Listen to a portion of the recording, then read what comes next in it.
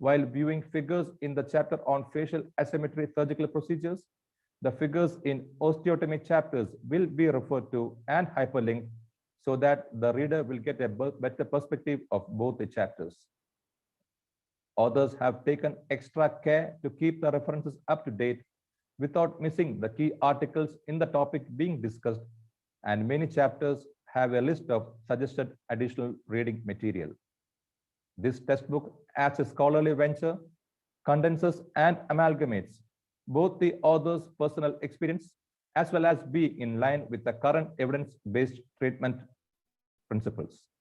In the beginning, the heterogeneous source of knowledge did pose editorial challenges in standardization of the chapters, structuring, and scope.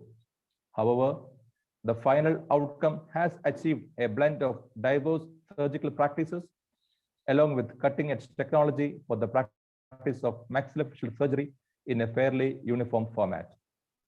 Overall, the key objective is to help crystallize current evidence and provide protocols, guidelines, and recommendations to assist dealing with most clinical scenarios. We sincerely hope that this book will be a valuable addition to your library and looking forward to hear from you.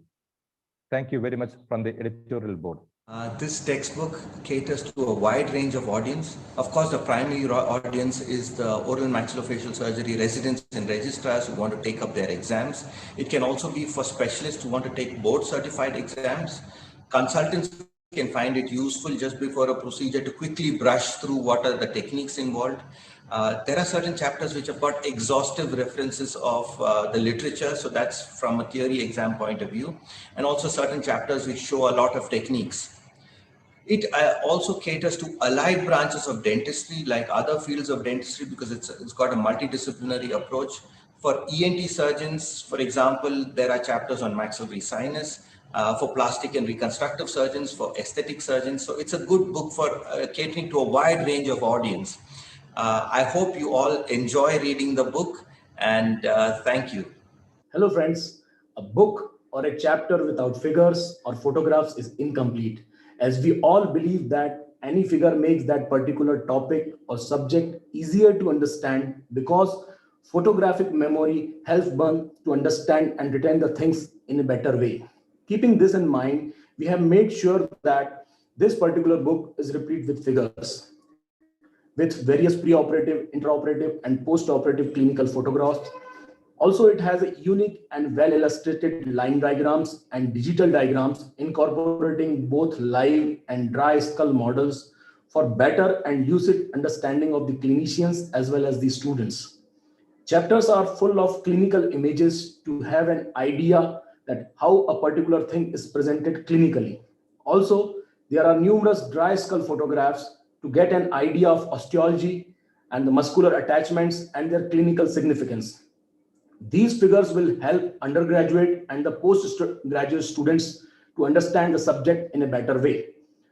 Also, they can use them for the purpose of presentations in their seminars and journal clubs with due acknowledgement to the book. To show a few radiographs or photographs, I would like to show a PPT of few figures. The photograph showing attachment of muscles in the form of digital painting over the dry mandible. Also, the live human model showing normal anatomical landmarks and muscle attachments. The photograph showing combination of human models and dry skull showing the rear facial clefts. The photograph showing various approaches to the temporomandibular joint and the anatomical structures are digitally drawn over these figures. This is the photograph taken from the chapter of the condylar fracture representing condylar head fixation with a screw and showing the beautiful translucent nature of the implant. This is the human model photograph taken from the aesthetic facial surgery section showing subunits of the forehead. Photograph from the chapter of obstructive sleep apnea showing restricted airway space during sleep and increase in airway space after placement of the mandibular repositioning device. Dry skull photograph from the chapter of distraction osteogenesis showing compression and distraction forces digitally. And lastly, the line diagrams showing osteotomies for the correction of the syndromic patients. So thank you so much, friends, and enjoy reading our Colleagues book. and friends, it gives me immense pleasure to be part of this wonderful initiative by our prestigious association. It is indeed a fantastic moment for all of us. As Dr. Krishnamurthy sir and colleagues have mentioned, this open source textbook is different in many ways. We have 68 surgical videos attached to the individual chapters. Some chapters will have videos linked to the text, while some chapters will have the videos linked to the table of contents. The surgical procedures available in this textbook are of a very wide range, covering almost all aspects of our specialty, from minor surgical procedures to major surgeries. To name a few, the videos include nasal intubation, submental intubation, placement of zygomatic implants, cyst enucleation, mandibulectomy, facial rejuvenation, hair transplant, silolith removal, rhinoplasty, IMF techniques, various incisions demonstrating the surgical approaches, TMJ surgeries and arthroscopies, orthognathic surgeries, cleft lip repair, cleft palate repair, and finally, you'll also be able to see surgical excision of precancerous lesions and various neck dissections.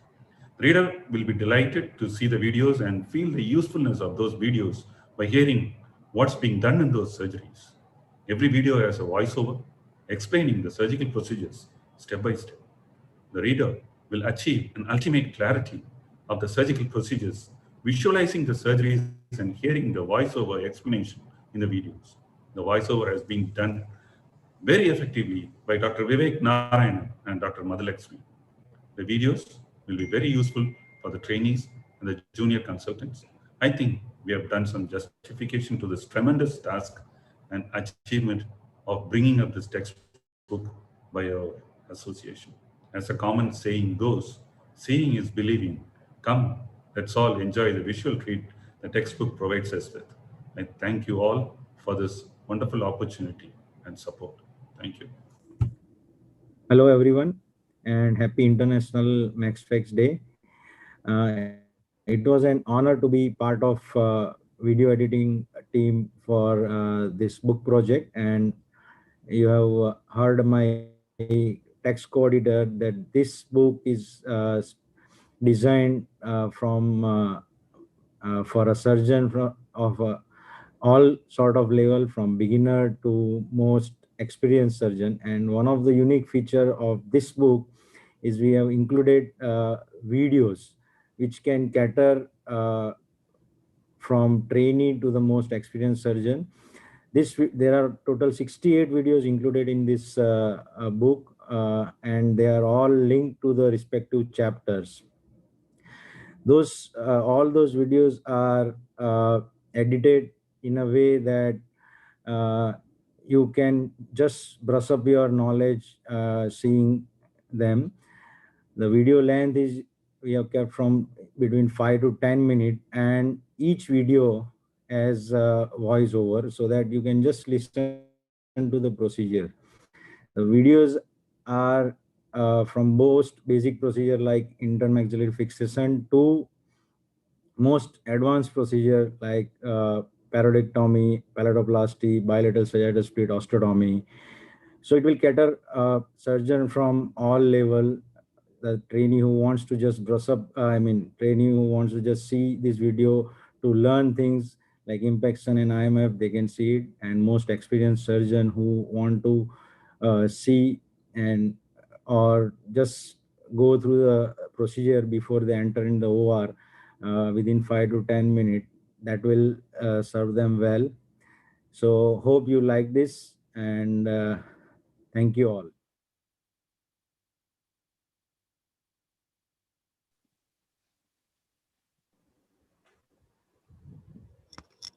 Friends, my sincere greetings on the Maxillofacial Surgeons Day. AOMSI has done a commendable job even in the COVID era. The specialty of maxillofacial surgery is truly expanding, not only in the society, but also amongst the other super specialties. Regional and national contributions made by one and all has helped to achieve this. It is a duty of a maxillofacial surgeon to perform a surgery in a different way than the other specialties working in the same field in order to be dominant, excellent, and unique. Maybe it's reconstruction, oncology, or craniofacial anomalies. The release of the book, Oral and Maxillofacial Surgery for Clinician, is certainly a proud moment for all of us. And I'm sure this is a landmark achievement for AOMSI. Friends, together, let us go high and work for this specialty. Once again, my greetings on the eve of Maxillofacial Surgeons Day. Thank you very much. Thank you. We'll move on to the next agenda. We'll start with the panel discussion. I welcome the moderators for the panel, Dr. Krishnamurthy Gonantaya and Dr. Sanjeev Nair. Over to you, sir. Thank you, Preetham. Welcome to all of you on this International Maxillofacial Day.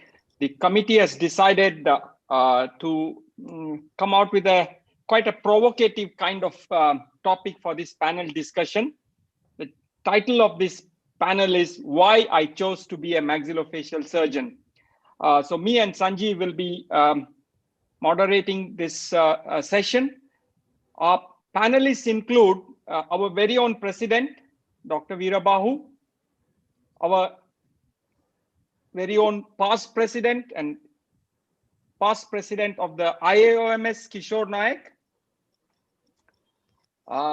We've also invited an international faculty in Professor Nabil Saman from Hong Kong, who is the editor of the IJOMS.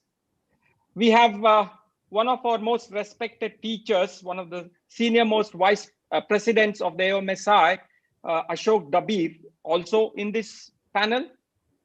Welcome, sir, the ever smiling Ashok Dabir. We also have a very passionate teacher and administrator amongst us here today. That's Dr. Bhagwan Das Rai, who has held various administrative positions and is also a well-known maxillofacial surgeon. And not to leave out the youth, if you are seeing a lot of gray hairs among the panelists, please don't get disappointed. We have the voice of the youth in the form of Dr. Mimansa. Mimansa is one of the very active members of this association right from the day she was a postgraduate student at Sulya. In fact, probably Manjunath Rai wouldn't have done his work without her help. So Mimansa today is an active maxillofacial surgeon in private practice at Noida. So what we are going to do in the next 1 hour is, starting with my co-moderator, Professor Sanjeev Nair, each one of the panelists are going to talk 2 minutes about why they themselves chose to be a maxillofacial surgeon. So once the introductory remarks are made by each of the panelists, we have fixed up a few talking points. We will discuss each one of those talking points that is related to our profession. So over to you, Sanjeev. Thank you, Kita. Good afternoon to everyone. Good afternoon, and wishing you all a great Maxillofacial Surgeons Day. I would like to begin with a quote which has actually been adapted from the Sushruta Samhita into a chapter of the textbook, which we have all been talking about till now, by the chapter by Dr. Kishore Naik. In this, I quote, "Surgery has the superior advantage of producing instantaneous effects by means of surgical instruments and appliance.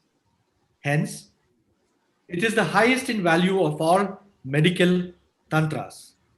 It is eternal and a source of infinite piety, imports fame, and opens the gates of heavens to its votaries. It prolongs the duration of human existence on earth and helps men in successful fulfilling their passions, their missions, and earning a decent competence in life." It sounds a little haughty. It sounds very much surgeon. What is maxillofacial surgery? We have all been discussing about it. A complex specialty spanning across two independent professions. It combines medicine and dental surgery. OMFS, as it is popularly abbreviated, includes the diagnosis and treatment of pathology, injuries, and defects of the oral and maxillofacial region. Well, a lot can be said about the history of the specialty. We all know that the Second World War was when the most evolution of this specialty took place.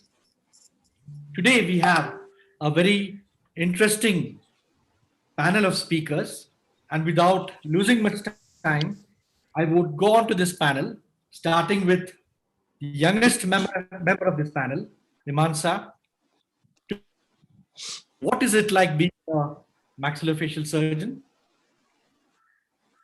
Thank you so much, sir, and happy International OMFS Day to all. So we'll keep it quick like we surgeons do, and I'll come straight to the point. It's obviously amazing being an OMFS, and being a young OMFS, I think is even better because we have lesser challenges in terms of awareness as compared to that which were there a decade ago probably. So I think, yes, there are challenges in terms of awareness like the previous videos have shown, but they are more so in terms of expanding arenas now. So as a young OMFS, what we experience or what I experience, if I can say on behalf of the youth, is opening of multiple avenues and new challenges, which is exciting and thrilling to take on to. So that is what being a young OMFS feels like to us right now. Okay, we would like to hear the other panelists as well. Dr. Bhagwan Das Rai. Dr. Rai? Yes, unmute. You have to unmute. You have to unmute.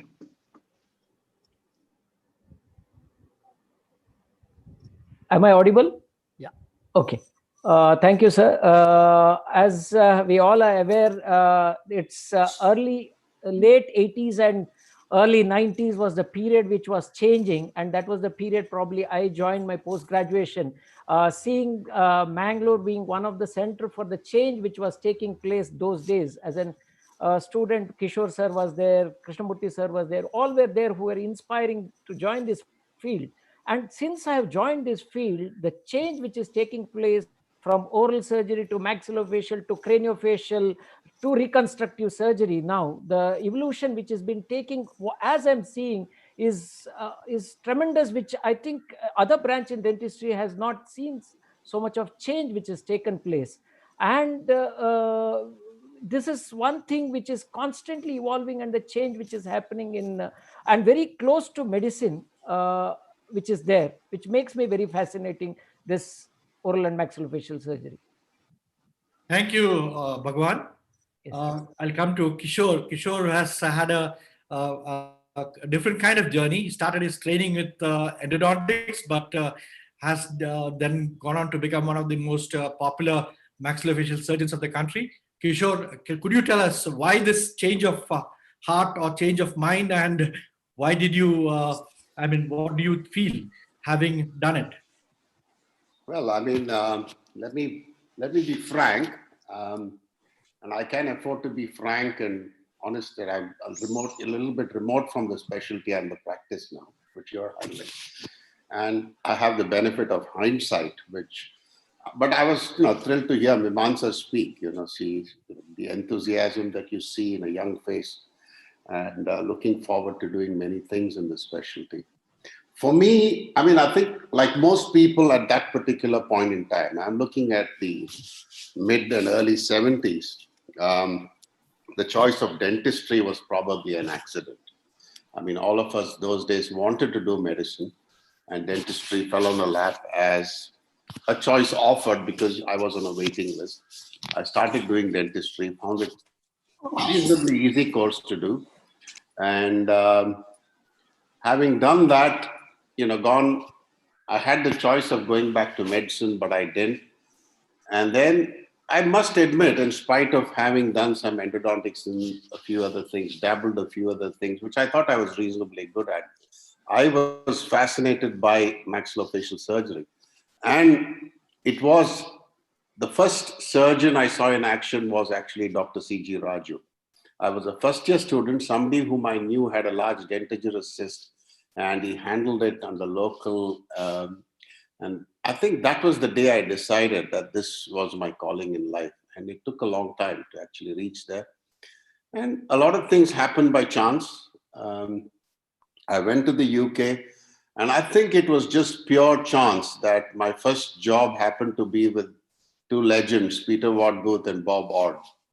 And I think, standing on the shoulders of giants made things easy. I've never had to look back. I've had no regrets being, a part of this field.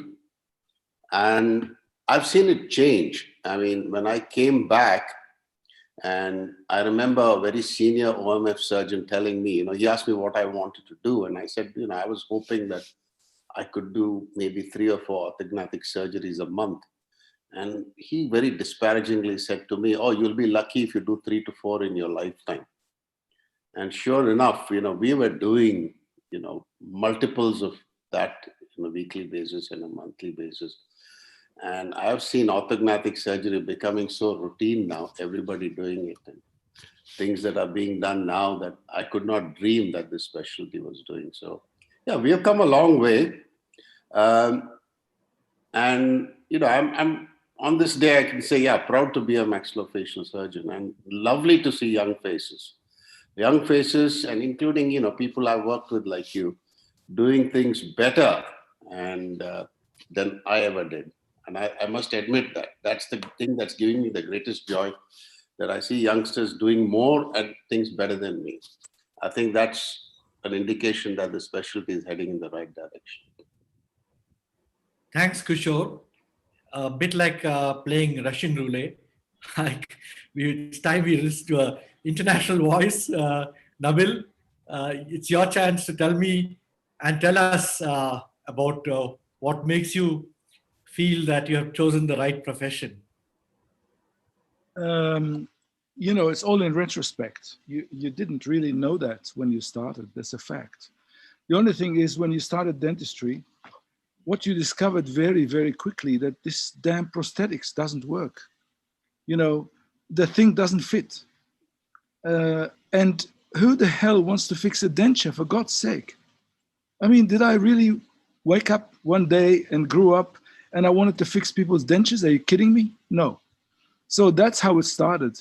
And then within dentistry, there were these things like, pathology and things that sort of somehow, that patient came to see you and not to see you as a student, that was not the case, but they came in, they were different people. The guy who came in to do the teeth and the denture was not the same guy that came in worried about something. So that kind of grabs some people, and I was one of those people. And once you're grabbed with that, you suddenly choose a direction. I think everyone's familiar with this. You choose a direction within your work that sort of drives you in a certain way. As a youngster, even when as a student, it starts. And then when you start working outside, you work. I mean, Kishore did endodontics. I didn't do endodontics, I did general practice. It's fine. And general practice was all very well. But then eventually you started coming against people who were arguing with you like you were selling them something, and I didn't like that. So I just walked off slowly but surely towards where somehow you found a different relationship with the patient. And that was to do with, they're coming worried about something, and you're dealing with something that seems to touch them a little bit more. Whereas I found that dentistry and the teeth were a little bit too detached from the person. And that's the reason that took me in that direction. And once we got there, I mean, the thing just took over by itself after that, because you went off and you had to learn to do certain things, and you got to know more and more. And the more you got to know, the more you realize you didn't really know, and you had to get to know a bit more. And then you had to get training. And so where the hell do you get the training?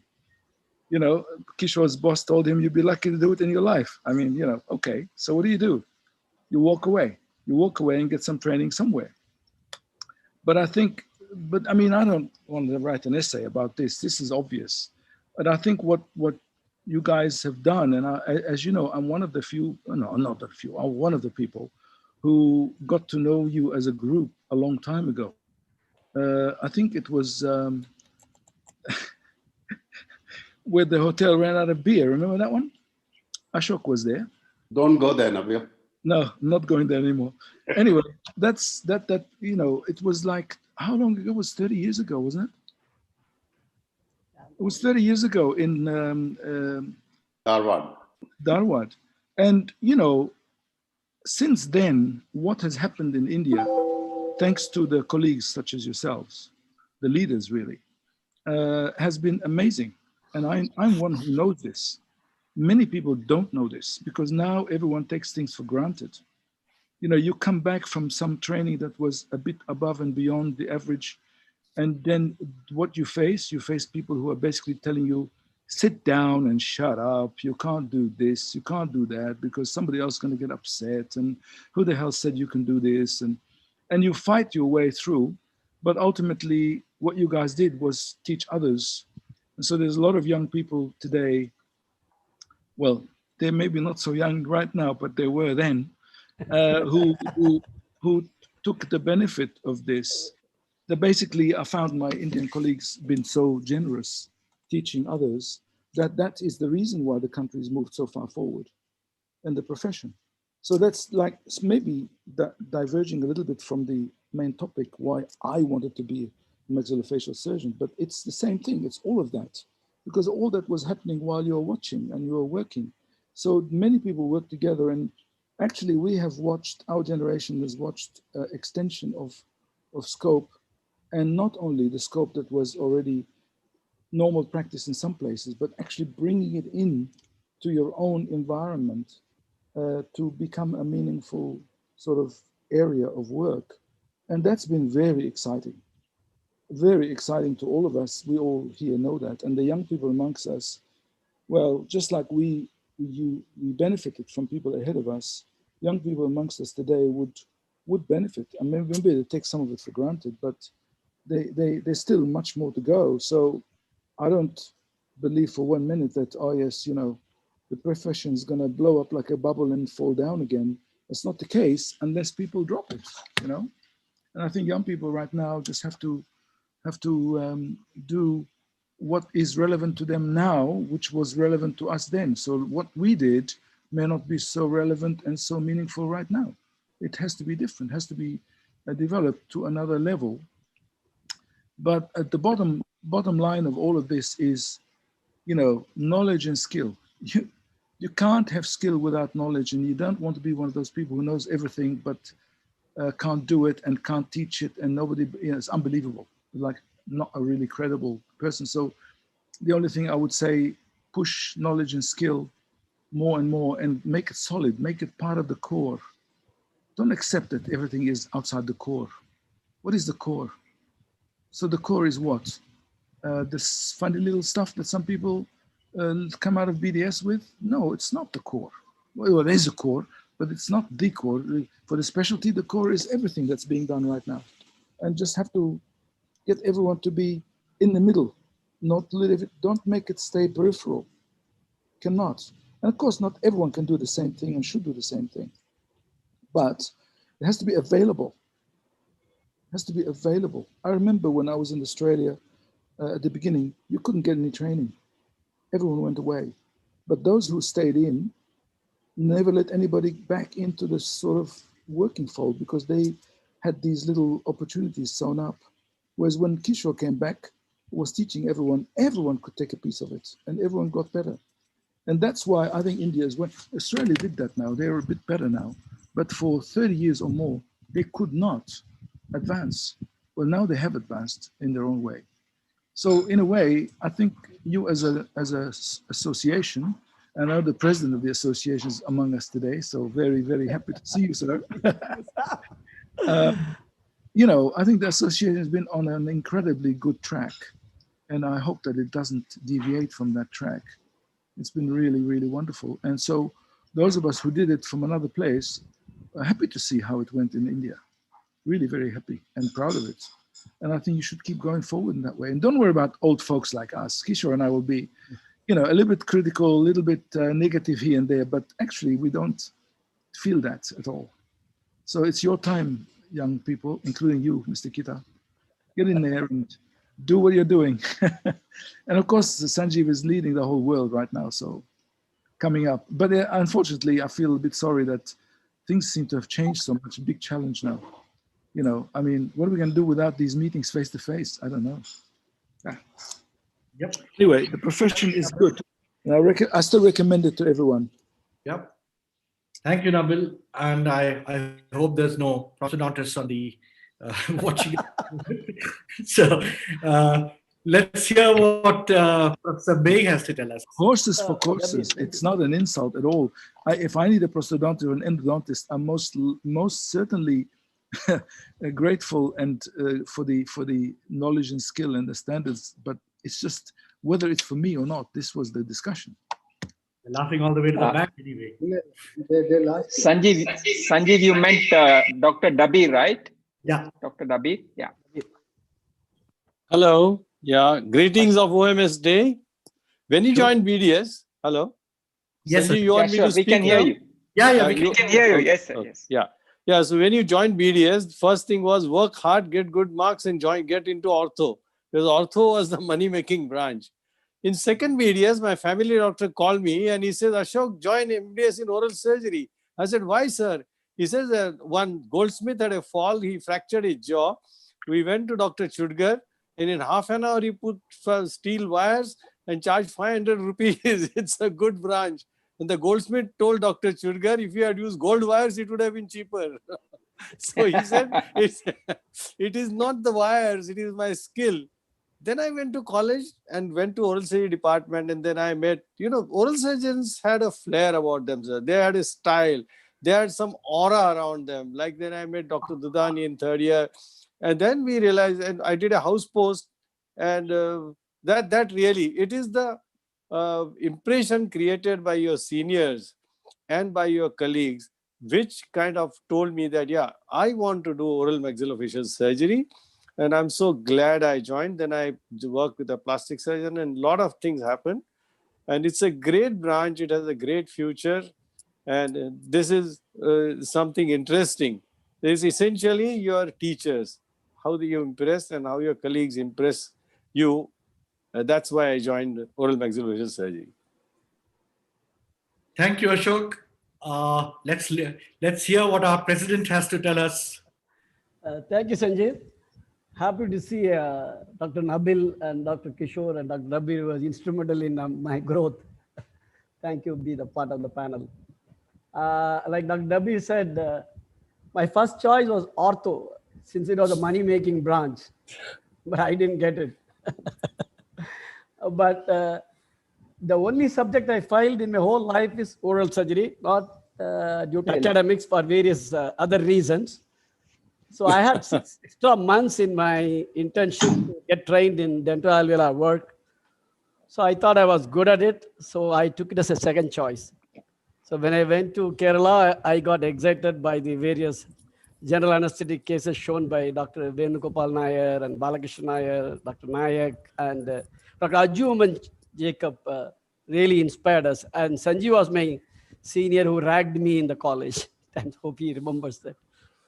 But when I came back from Kerala, I wasn't sure whether I'm going to be a full-fledged maxillofacial surgeon, because those days it is always dental and maxillofacial. You have a dental clinic and you join the college and do maxillofacial. But I have to say, I am today what I am today here, and being a maxillofacial surgeon reached this position mainly because thanks to Dr. Gunasilan Rajan, who came back from UK and who set up a nice maxillofacial unit, who gave us a chance, like following the UK system, giving one side for all the cases.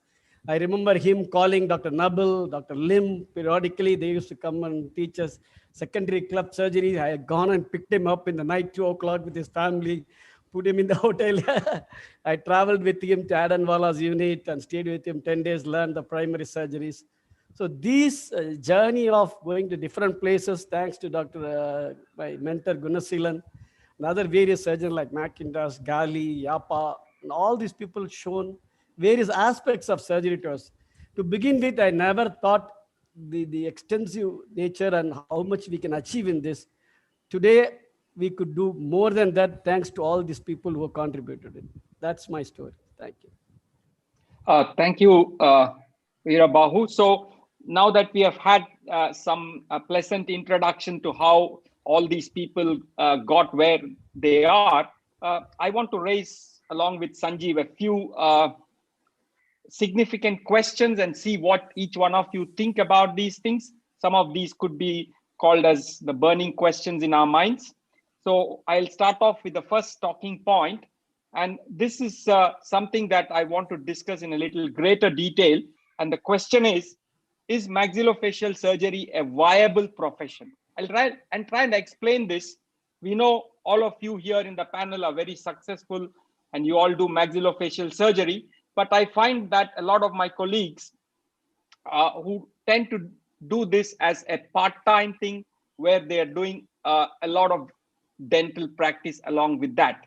So my question here is, can we as a profession be exclusive oral and maxillofacial surgeons, or do we have to have the crutch of dentistry for most of our colleagues? I want to start with Kishore. Kishore, what do you think? We are talking about the general oral surgeon, you know. I think that you have to, you know, as much as I don't want to in this kit, I think here is something where you'll actually have to split oral and maxillofacial surgery. Right. Basic oral dentoalveolar surgery and implantology. Mm-hmm. And I remember a survey done a few years ago. It was done by the IOMS that about 70 or 75% of our specialty worldwide depended mainly on dentoalveolar surgery and now implants.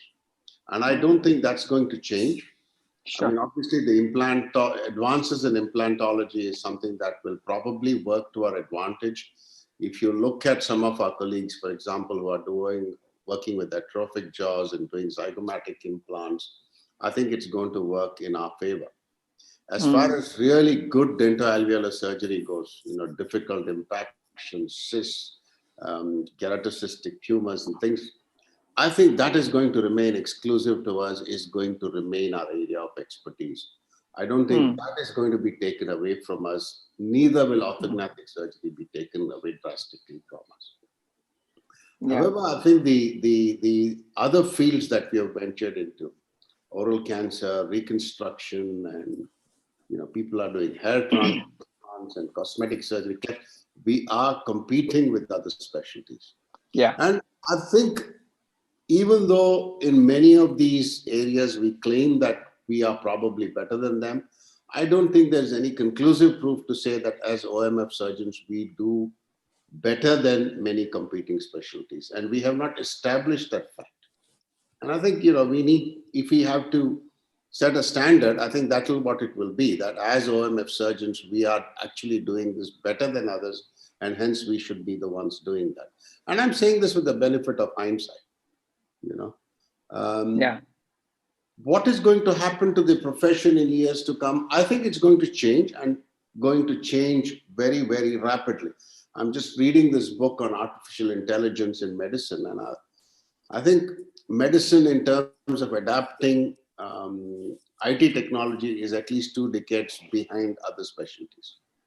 If you look at telecom or automobiles or anything else. But nevertheless, if you think that in a few years' time, for instance, many of us rely a lot on, say, doing maxillofacial trauma. Now, if, for instance, automotive technology advances to such an extent that, you know, virtually you do not see automobile accidents because of self-driven cars and safety regulations coming in, that's a huge segment of what we do wiping out. I've said this before, people like Brian Schmidt have demonstrated that if you can knock off the gene for something like Treacher-Collins syndrome or you know, severe forms of hypofacial microsomia in rats, in animal studies, you're knocking off the gene for some of these craniofacial disorders using chemotherapeutic agents which they use for uterine cancer. Now imagine if many things that we did cease to exist because of gene therapy or advances in medicine that made some of these diseases totally redundant. And I think we need to be prepared for that. And I've said this before, I think when we have conferences, we need to be preparing for the future, not just debating what we've done in the past and what we're good at. Right. We need to be preparing for the future. For example, would we ever consider bringing a specialist in artificial intelligence to talk to us?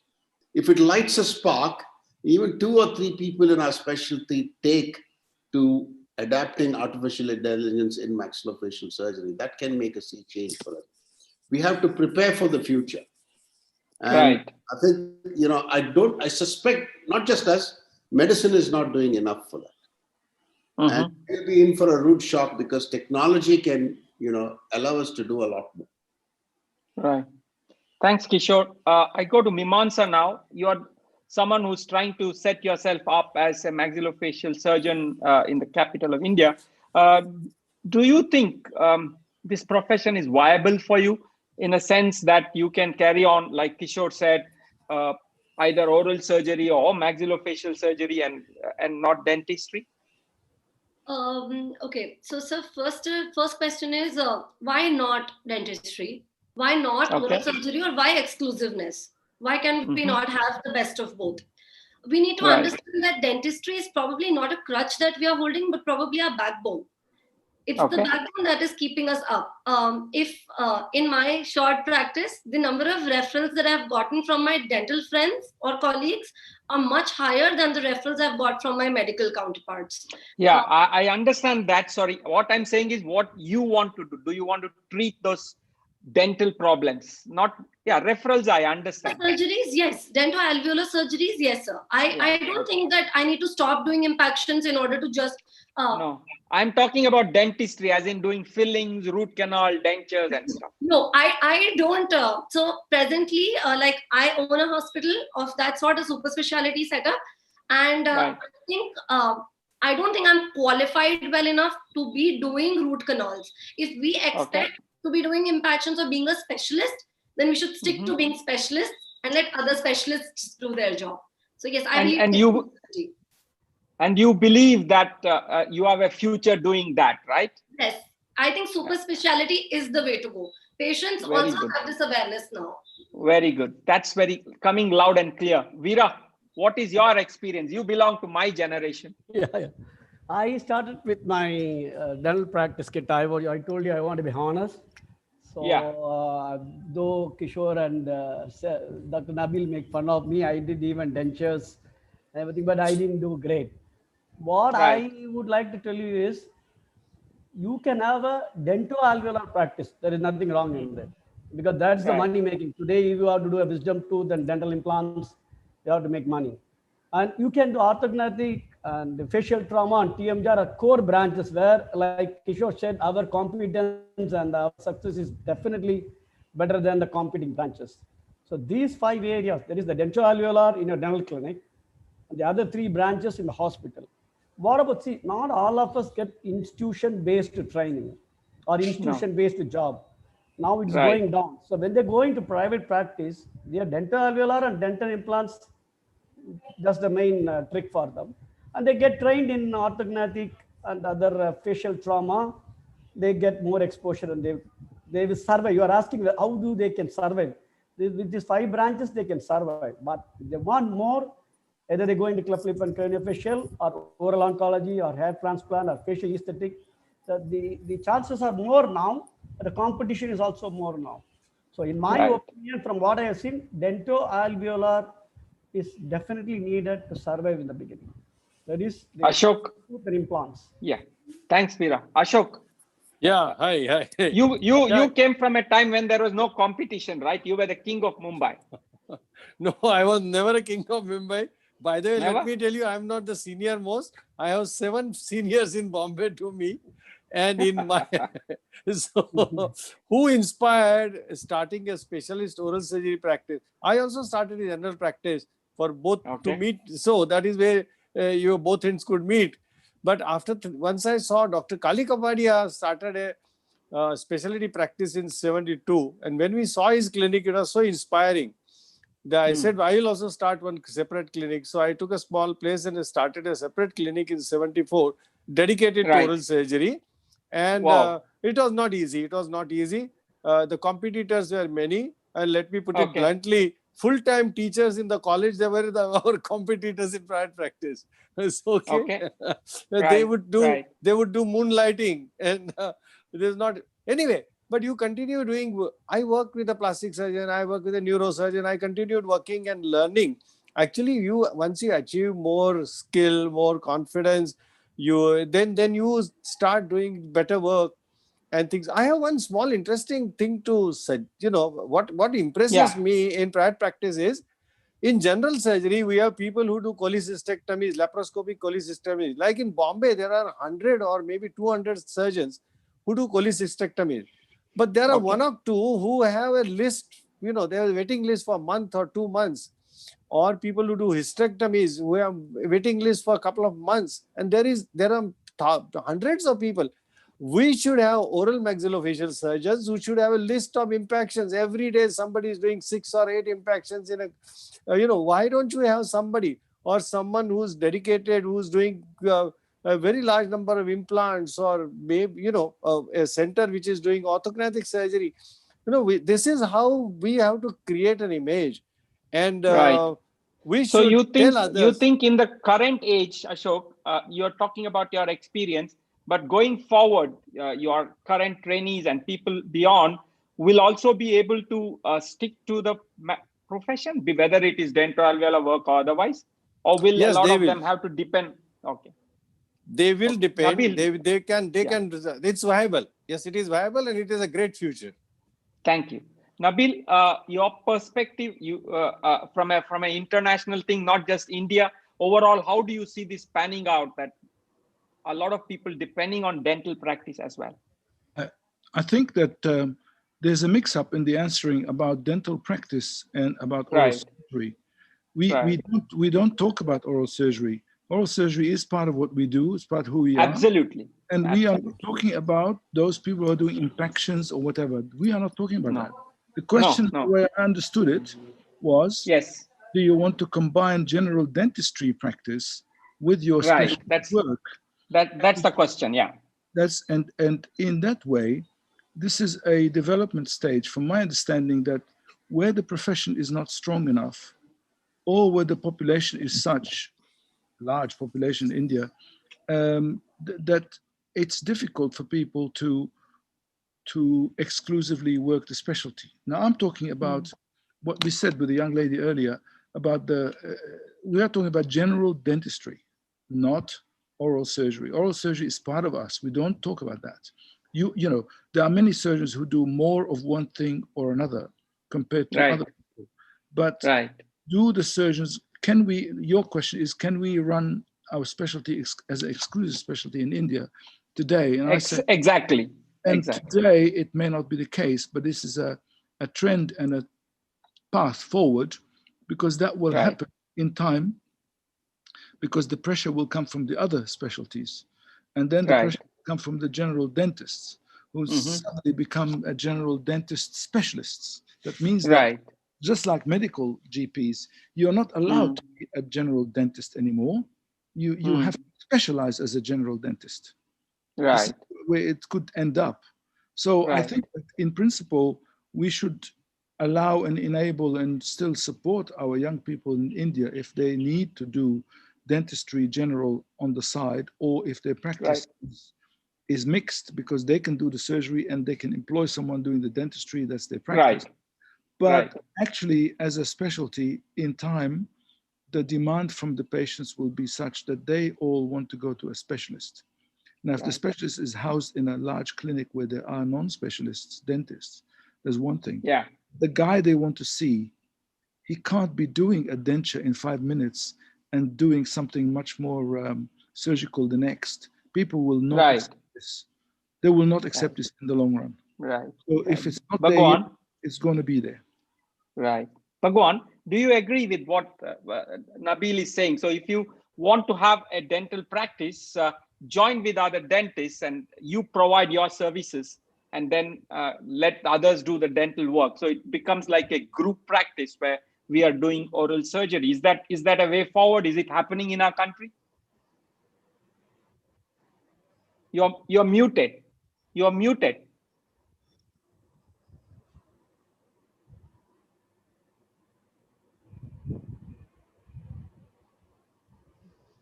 Bhagwan, you're muted. Bhagwan, you're muted.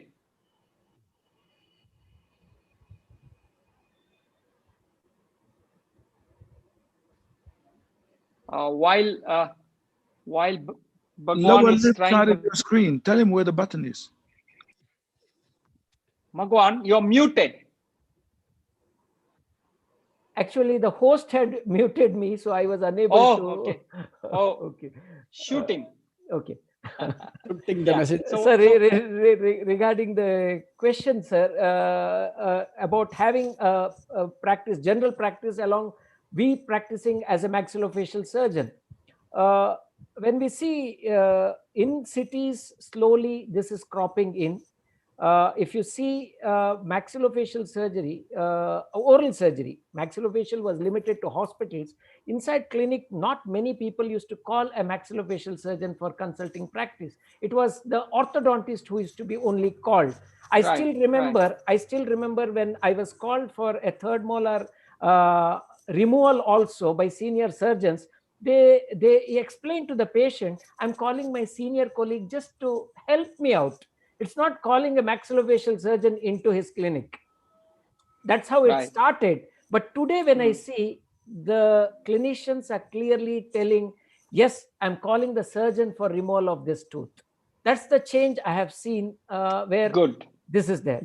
That is one thing. Second thing, sir, as a postgraduate, when we come out, probably we might not be in a position as a viable maxillofacial surgeon. When I look back to myself, probably when I came and when I started practicing, I realized I didn't know implants. I didn't know implants. So then I realized the clinician was asking, sir, will you place implants? I told when during maxillofacial post-graduation, we were told implants are not for us. We are maxillofacial surgeons. We have to do big things. So then I realized that we have to do small things, which is the bread and butter. When I came out to survive and to, luckily, I didn't get an opportunity to do general dentistry. I started as a maxillofacial surgeon, continued to be a maxillofacial, limited to that work. So that's how then I realized that I didn't know clefts. I went for clefts. So we need to keep updating and then be a viable maxillofacial surgeon as a practice we can take ahead. That's the important thing probably I want to put across. Yeah, thanks, Bhagwan. Sanjeev, can we move on to the next talking point? Yes. Going on from what Kita just was speaking about, the vibrancy of the profession and the viability of the profession, I'll come to Bhagwan Das Rai about this very poignant question. Do you think we are adequately trained in this country? So this is a very, very question. As we know that we had maxillofacial surgery. In fact, dental colleges also opened up without a medical college attachment. Probably till 1985, we had medical colleges associated with the dental college. Between 85 and 2006, probably a lot of colleges came without a medical college attachment, though medical college teachers were there.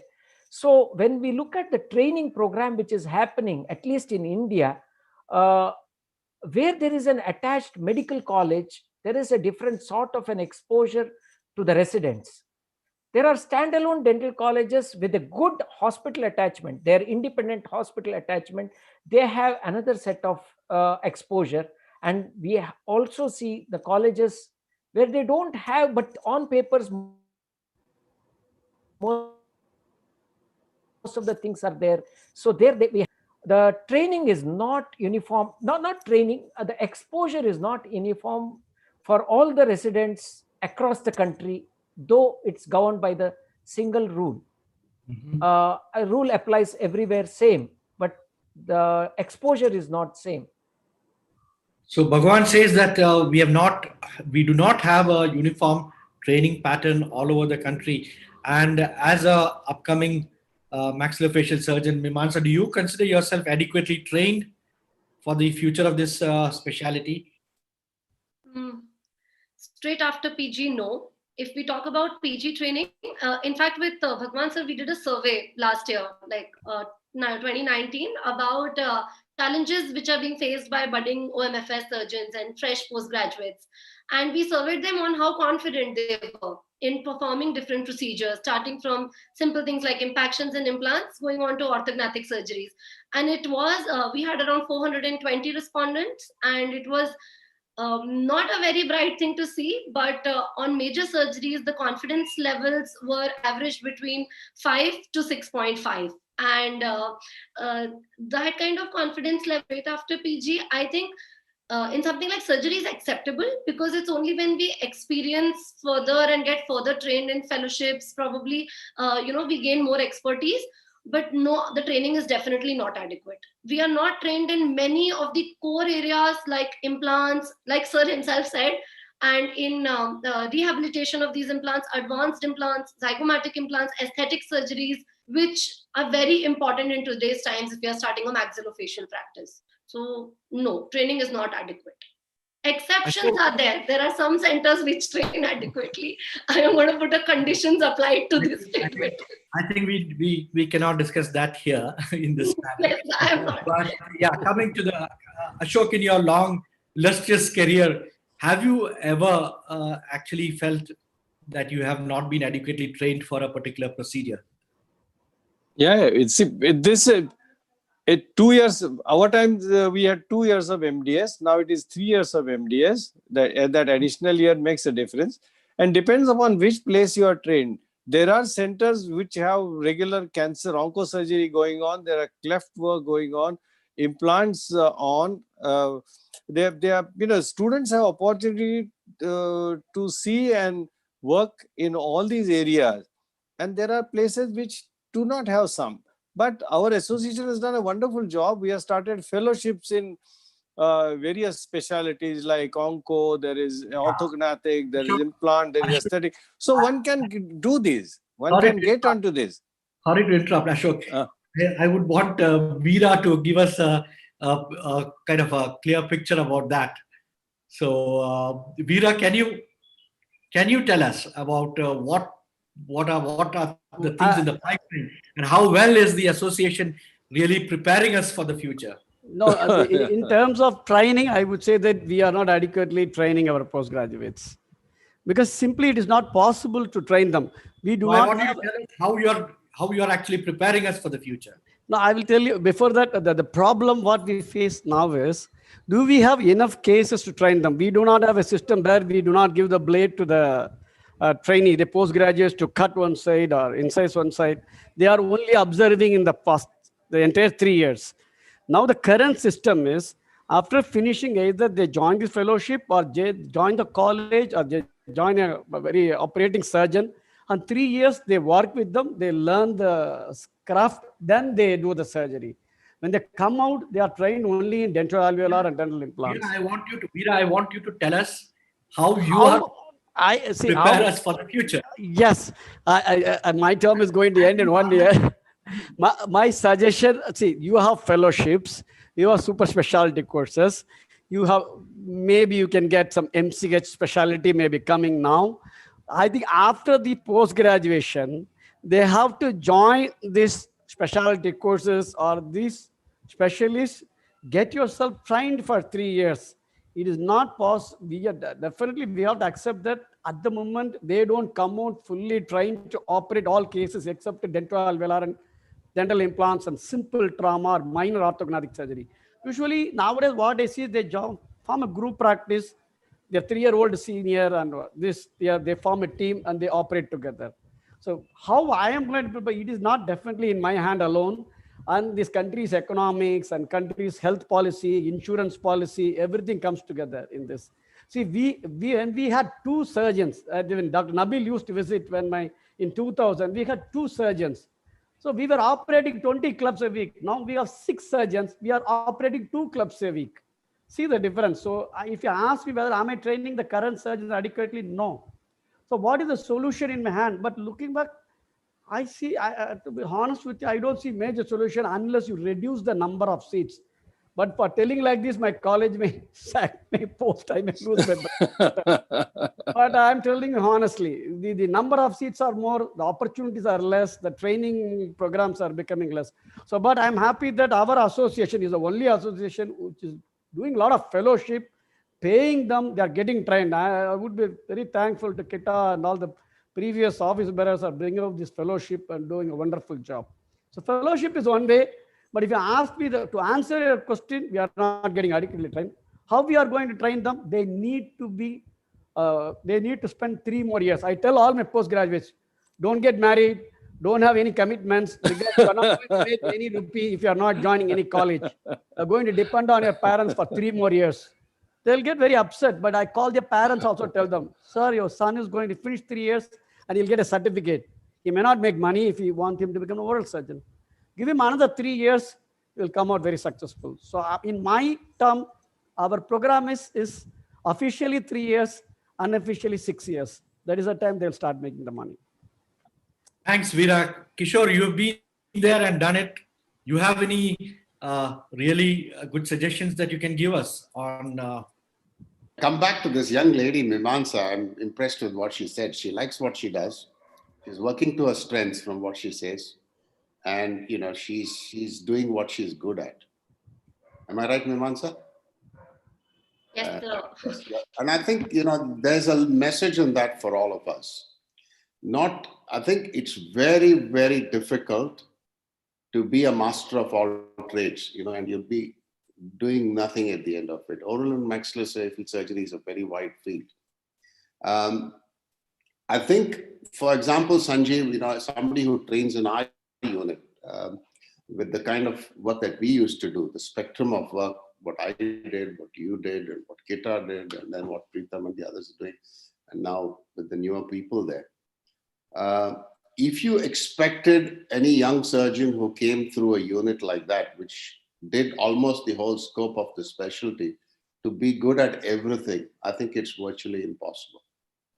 And I think in spite of the limitations that training programs offer in our country, if a young person realizes what he or she is good at and works to that strength and goes in that particular, for example, I could never be a good oncosurgeon, never, not with the skills that I have, with the mindset that I have, whereas some of you could be that. And I think I did work to my strengths and stuck to that and was reasonably successful with that.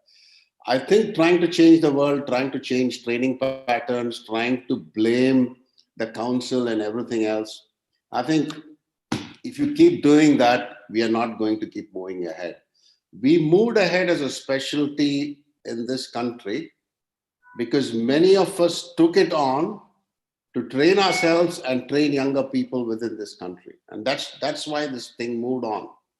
Let's not wait for the system to help us. We are the system. Sure. And we do what we are good at and we prove what we are good at. If you're just happy pulling out teeth, putting in implants, so be it. And be proud of that. I was very proud of what I did. You know, and I was very happy not to do some of the things you were doing because I would have probably not done the patients a good service by doing that. And I think it is self-realization of what you are good at and staying away from what you're not good at. That is enough. The specialty will move on.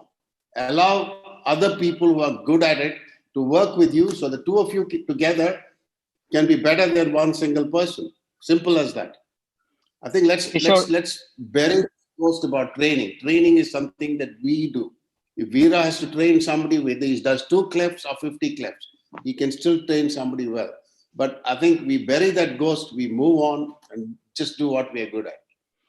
I think Thank you, Kishore. Yeah, we are now running out of time. So this is a very quick question. Put every one of you on a spot. I just want an yes or no answer for this. We'll start with Veera Bahu. If given a choice, would you do this again? Yes or no? Yes, 100% I will do this again. Mimansa? In a heartbeat, yes. Bhagwan? Sir, 2-year course. Yes. Ashok? Yes, very much. Nabil? Yes. Muted. Kishore? Definitely. Yeah, it's okay. Yes, Of course, yes. of Kishore? course. Kishore? Kishore, be honest, would you do this again? No. You know, my dad always said to me, Kita, when your life ends, you'll only regret the things you didn't do. There are so many things I didn't do, I wish I had done. And so while I've enjoyed doing what I did, and having seen the world in the last 35 or 40 years, I always look at the grass and it's green on the other side. I wish I had done other things. And I think it would have been okay, because there are so many illustrious people in the specialty who still brought it where it is. So yeah, I mean, looking back, if I could live my life again, I probably would do something else. There are things that I enjoy. I would like to sit on a Very good. So we are so lucky to have that you came in and worked with us. So shall we move on to the next one, Sanjeev? Sanjeev? Is muted or what? Sanjeev? Okay, It's so frozen. I will go on to the next question. This is the one I want your views again on interspeciality fellowships, where now we have fellowships in trauma or orthognatic that our specialty conducts. I'll start with Nabil. There are some countries where they do interspeciality fellowships where, you rotate between head and neck, ENT, plastics, etc. And the mixture of trainees doing different specialty coordinated fellowships. What is your opinion on that, Nabil? Is that a way forward, having these interspecialty fellowships? It's a difficult question. Of course, you're not asking it because it's easy. Right. It depends. I don't give you an answer, yes or no. It's good. It's very good, but only if certain conditions can be met. And the conditions are a very solid position from which your trainee enters that. If you enter that with the wrong premise, it is no use. And also it is, it won't be helpful. It may be even negative. So it depends. I mean, interspecialty pride, and you can call it competition, is natural everywhere. Right. But when you come from dentistry, and that doesn't mean that if you have or don't have a medical degree, I'm talking about any one of us. Right. And go into this, there is a set of conditions which could work against you. And unless you're sure of the entity that you're entering your trainee in, I would be cautious about this. Okay. I mean, I could go on longer about this, but sure. No, I got a perspective that it's not a straightforward answer, that it may be advantageous in some situations. Bhagwan, what do you think about it? Like for example, doing a head and neck oncology fellowship where you rotate with the head and neck oncologists or the plastic surgeons, and then you also train them, so you become part of a interspeciality fellowship program. So that's I feel it's a need of the hour. I look at myself. I was trained under Edenwala sir. I didn't know clefts at all those days. If he would not have lent his hand, or he would not have trained so many maxillofacial surgeons, interdisciplinary would not have been there. Probably we would, as a maxillofacial surgeon, would not have. Same thing is happening with onco today. So if we are not moving ahead with interfellowship specialty, probably it will be difficult, or probably the training will be much better if we have interspecialty. Yeah, Veerabhau? Yeah, I'm for interspecialty programs, doing with the ENT, neuro, ophthalmo. Wow. So our whole idea of what the face. Let's keep a goal on that and move on. This one, again, I start with Nabil because he's already made this point. He said that everything is core, right, Nabil? You said everything is core. It is core, yeah. Yeah. Well, so I want you to answer this question. Obviously, you answered it, but I want you to elaborate. So should facial aesthetic surgery be a core area of our training? In some places, yes, but not everywhere. I don't know. Yeah. I don't know. Do you think it's yeah, sure. But do you think it is a desired goal that we get it into, if possible? I'm not one of those young people that might be very radical in their attitudes. Basically, I don't think so, because you've got to be credible. And I think there are a few other things to achieve first. And I think they should be much more inserted into the core before you go to, and I consider that kind of cosmetic surgery to be a little bit, I mean, can you make sure that the guy you want to get into this cosmetic surgery is a guy who can do a few other things? Or do you mind if a guy comes out and he can hardly do anything, but he wants to do this, I mean, it just won't fly with the public, I don't think. I don't know. Okay. I'm not sure. Yeah, sure. Yeah. Kishore? Yes. This is a debate happening in this country. Ashok wants to say something. Ashok? Yes, certainly. I think, see, we deal with faces all the time, and our field has expanded, come out of oral cavity, come to maxillofacial long back. And if we are dealing with faces and we making a person look better, because a lot of patients come and they say, doctor, I want to look better. And so facial cosmetic surgery should be properly taught, learned, and practiced. I am very much for it. And there's one more point I've been wanting. Yeah, sure, Ashok, sure. Go on.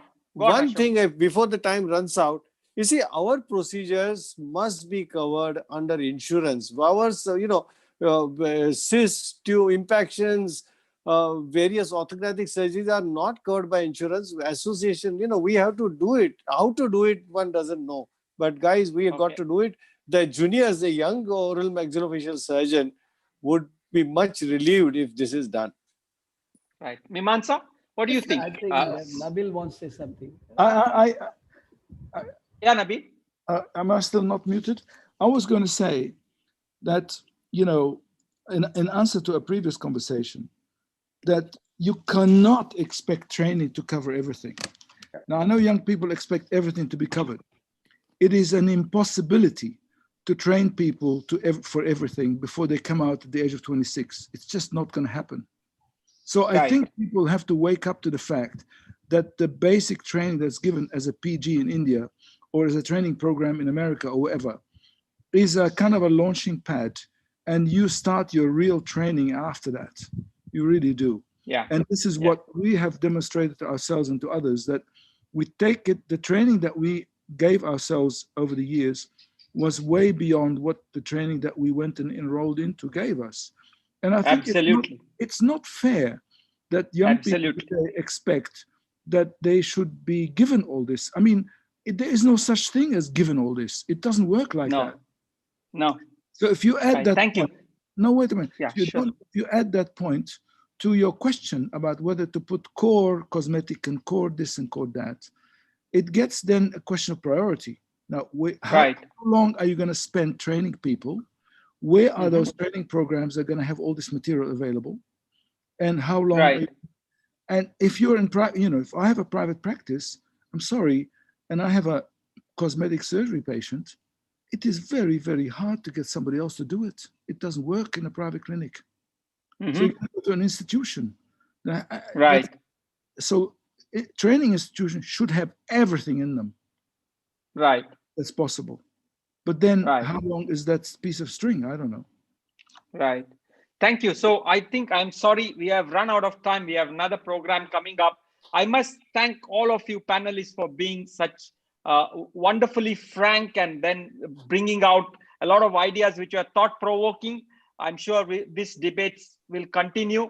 Thanks a lot for being here. And I hand over to Preetam for the next one. That last part you sounded like Arnab Goswami. Don't you dare say that. So I really need to say something because in the end, the last question goes back to the first question. You talked about viability. Our profession will stay viable only when we evolve. And we can't keep aesthetics as core, but we need to keep it as a part if we are going to stay viable. At least it's Thank you, Mimansa. You have the last word. You have the last word. Thank you. Thank you very much. Thank you, sir. Thank you. You are the future. Thank you. Thank you. Thank you. Nabil. Thank Bye-bye. you. Bye-bye. Bye, bye, Bye, bye. Bye, Kishore.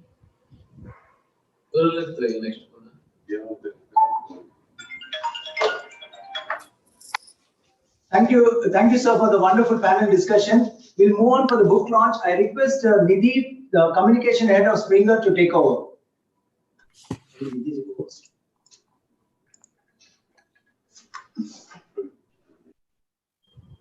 Thank you very much, gentlemen. And indeed, it was a very engrossing and enlightening panel sharing real life experiences here. A very good morning, good afternoon, and good evening to everyone based on the time of the day where you are. We welcome you to the last and the most awaited segment of today's event, the unveiling of the textbook. Now, we've been hearing of the textbook all this while from the experts, but I think before we get there, I am Nidhi Gulati, head of Corporate Communications at Springer Nature Technology and Publishing Solutions, want to wish all our speakers and our audience a very happy Oral and Maxillofacial Surgeons Day on behalf of the Springer Nature family. Thank you. Now, for the past hour plus, we've been listening to our esteemed speakers give us a sneak peek into this new textbook on oral and maxillofacial surgery for the clinician. Well, before we unveil the book, let's hear more on what's gone into making this book a reality. And for this, let me invite Dr. Krishnamurti Bonanthaya once again, along with my colleagues from Springer Nature India Private Limited, Dr. Naren Agarwal, who is the editorial director of books, clinical medicine, biomedicine, and life sciences in Asia, and Dr. Jagjit Kaur Saini, who is the editor of medicine and life sciences books. Jagjit, can you please switch on your camera as well?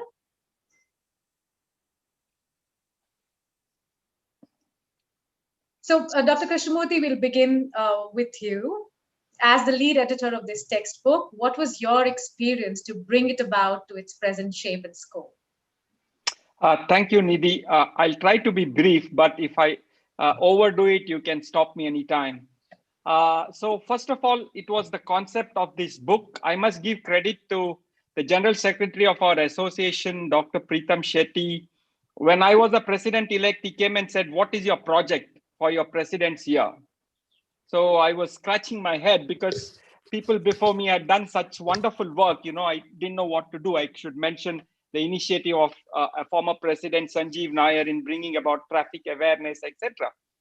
So he said, "Sir, why don't you're going to be the president in the 50th year of the association. Why don't you write a textbook?" So E.T. Dinesh, one of your colleagues, had approached me earlier on about a book when I was an editor of the journal, and I was thinking of doing a monograph in cleft lip and palate surgery, which is my subspecialty area. But Preetham gave me this idea, and there we took off. So I thank Dr. Preetham Shetty for that. And then the next stage where I had a big contribution was in selecting the other editors. So I assembled a team based on my criteria. And then Naren walked in one day to the first editorial board meeting. And when this got over, he told me, "Dr. Krishnamurti, I thought there will be many more people with gray hairs like you in this committee." So that was a big gamble that I took, I would say, but it was based on objective evaluation, and some of the work that they did was phenomenal. You know, I just was the troubleshooter, didn't do anything that a real editor should be doing.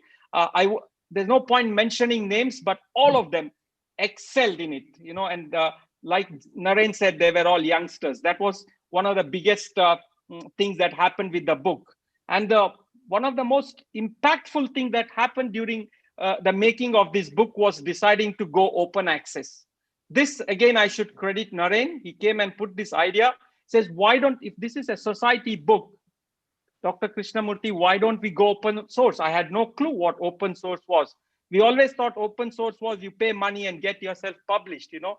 At the back of our mind, particularly for journal publications, we tend to kind of dismiss that. But when this idea was mooted, I started thinking about it and then decided not to broach with anybody because it involved spending a lot of money. I never thought this is a thing that I could get through the committee of the society, but it was a piece of cake to do that once the arguments were made. And I think it's the best decision that we have made to bring this out as an open source book, because it's a simple, already people in US and Dubai have downloaded the book today. And this is something that is going to be our USP. And I think that's the biggest decision that I was a part of. And then very quickly about assembling the authors, we had an embarrassment of riches. And in fact, we left out some of the more talented people because we could accommodate only about 150 authors. And I take responsibility for the omissions and commissions. But I must say, excepting 3 or 4 people, every single person that we approached not only became a part of it, but was passionately involved. And that was one of the biggest takeaways for me from this book. So overall, troubleshooting, we had some technical glitches as well. Troubleshooting is what I tried to do most, but I'm very happy to see what has come out of it. And I must thank Springer Nature for the wonderful cooperation that they have given us in the last few years, but for which this couldn't have happened. Thank you, Dr. Krishnamurthy. However, I would want to ask you one thing. You know, you've in a way already answered, but I want to bring it out right there. You spent so many months working on this book, working with all the editors. What has been your driving force to make this book a reality? What has been the driving force? I think it's a passion for the specialty. You might have heard in the previous panel, we are a young profession, you know, and we encroach into various other fields of activity which was already present, and therefore, as a profession that is growing up, the one driving thing behind is a passion for the specialty, and I hope it shows in the book. It clearly shows in the conversations that I've been hearing for the past hour or two. Thank you so much. Dr. Naren, coming to you, you've been collaborating with the Association of Oral and Maxillofacial Surgeons. Sorry to intervene you here. We have a very important announcement here. Just I have heard Dr. Preetam Shetty and Dr. Manjunath Rai, President-elect of AOMSI, they are in Bangalore. And they have with them the president of DCI, and they would like to felicitate the president of DCI together, and we can see this event on our screen. So, sure, great. That's really nice. Dr. Shetty, yes, thank you so much for this quick break before you could get on to the next question. Thank you, Dr. Preetam Shetty, Dr. Shetty, and Dr. Manjunath Rai for this. Now back to you, Nidhi. Please go ahead with your question. Thank you, Dr. Naren. So I was just saying that, you know, you've been collaborating with the association since the very concept stage. And could you tell us more about how this book came about and took the shape and scope it has today? Okay, thank you, Nidhi. Some of it has already been covered very well by Dr. Krishnamurthy. And what is important is that Springer Nature has an existing relationship with the society OMSI for the last 10 years. Little more than that, we have been publishing their journal. And journal is unarguably the most important asset of any learned society. And because of the journal, and I was managing it, I was having a very good kind of professional relationship with Dr. Sanjeev Nair, then Dr. Krishnamurthy, and Dr. Rishi Wali, all the editors of the journal. And in 2017, when we heard about that the society is planning a textbook, which is also a very, very important asset of the society, we thought that, okay, let's see what are the expectations of the society here. And they wanted to have the copies for their more than 2,000 members of the society. And we felt that maybe only the members should not be getting access to this book via the print copies. And maybe there's a very wide community of experts across the world who would benefit from this kind of a book. And based on my interactions with them, I always knew that they are a very deeply committed society, very, very committed to academic medicine. And they always like to hear new ideas, very progressive, and they work in a very cohesive manner. And so we were little kind of hesitant, but we still pitched the idea of an open access book. And it was, like magic happening. And within 2 or 3 months, the society looked at all the costings, everything, and we discussed this a lot. A legal person was also involved, and we finally agreed to do this book in open access with them, which I think is a milestone in India, because so far not a single medical society in India has published its textbook in open access. And I think that this will kind of be also an example for other societies to think about publishing their textbooks in open access as well. Clearly, I was going to ask you how big an achievement is it to have this published in open access, and you already answered my question. So it's more for the benefit of the society, benefit of the readers, that more and more books are published in open access, right? Thank you so much, Dr. Naren. And finally, coming to Dr. Jagjit now, as the responsible editor of this book, Jagjit, what do you think are the highlights of the book, if you could share some with us? Yeah, thank you, Nidhi, for that question. For me, I would say the major highlight of this book is that this book is very unique and one of its kind, as this is the first such textbook from a society in India, or to say from Asia, that is published as open access and is made freely available to the readers worldwide. This shows the commitment of the Association of Oral and Maxillofacial Surgeons of India to academic medicine, that they have funded this textbook and to be made freely available to the community of maxillofacial surgeons, especially the young surgeons and the trainees in the field. Moreover, the second highlight, or I would say that this is such a comprehensive textbook with around 2020 pages, 22 sections, and 88 chapters, including over 1900 illustrations and around 68 videos. So isn't that huge? This textbook, in a way, is an excellent example of the great teamwork and collaborative efforts of the editors and authors, who are the experts working at high volume centers and renowned teaching institutions. So the book has contributions by society members within India, as well as 41 international authors from various countries. So the efforts of the editors and authors, I would say, are commendable to finish this humongous project. And I would really like to thank them for their patience and commitment. Being the responsible editor of this project, it was really a wonderful experience working on this book with such a dedicated and committed editor. So my heartiest congratulations to AMSI, to all the editors, to all the authors and everybody else involved in this project. Yeah. Thank you, Jagjit.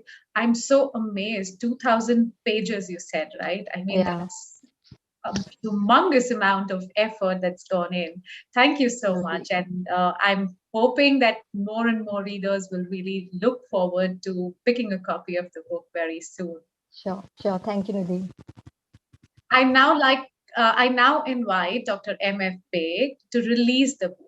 Dr. Beg is one of the senior most maxillofacial surgeons in India, a teacher to many, and the former dean of Savita Dental College in Chennai. He has also contributed a chapter to this book. Good evening, Dr. Beg. Good evening to everyone here.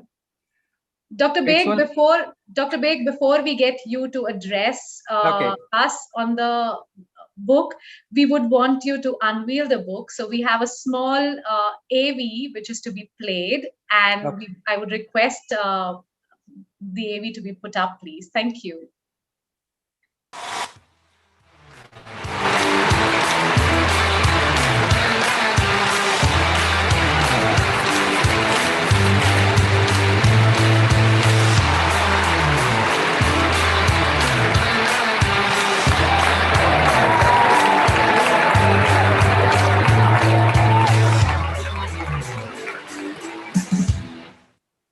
Thank you very much.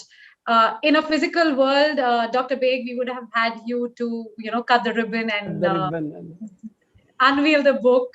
But in the virtual world, we have certain constraints, and this was the best that we thought we could do for you. So over to you, please. Thank you very much. I hope you can hear me. Good evening, everybody. It's only appropriate on this day, 13th February, the International Oral and Maxillofacial Surgeons Day, to pay tribute to one of the doyens in the specialty of oral and maxillofacial surgery and remember him on this day. I want to pay a tribute before I go on to the launching of the book to my professor, Professor C.K. Dhanasegaran. It is with profound grief and sadness I record the demise of a doyen in the specialty of oral and maxillofacial surgery, Professor C.K. Dhanasegaran. My association with Dr. C.K. Dhanasegaran goes back to my undergraduate days. It is a personal loss to me, who was not only my mentor, a friend, philosopher, and guide.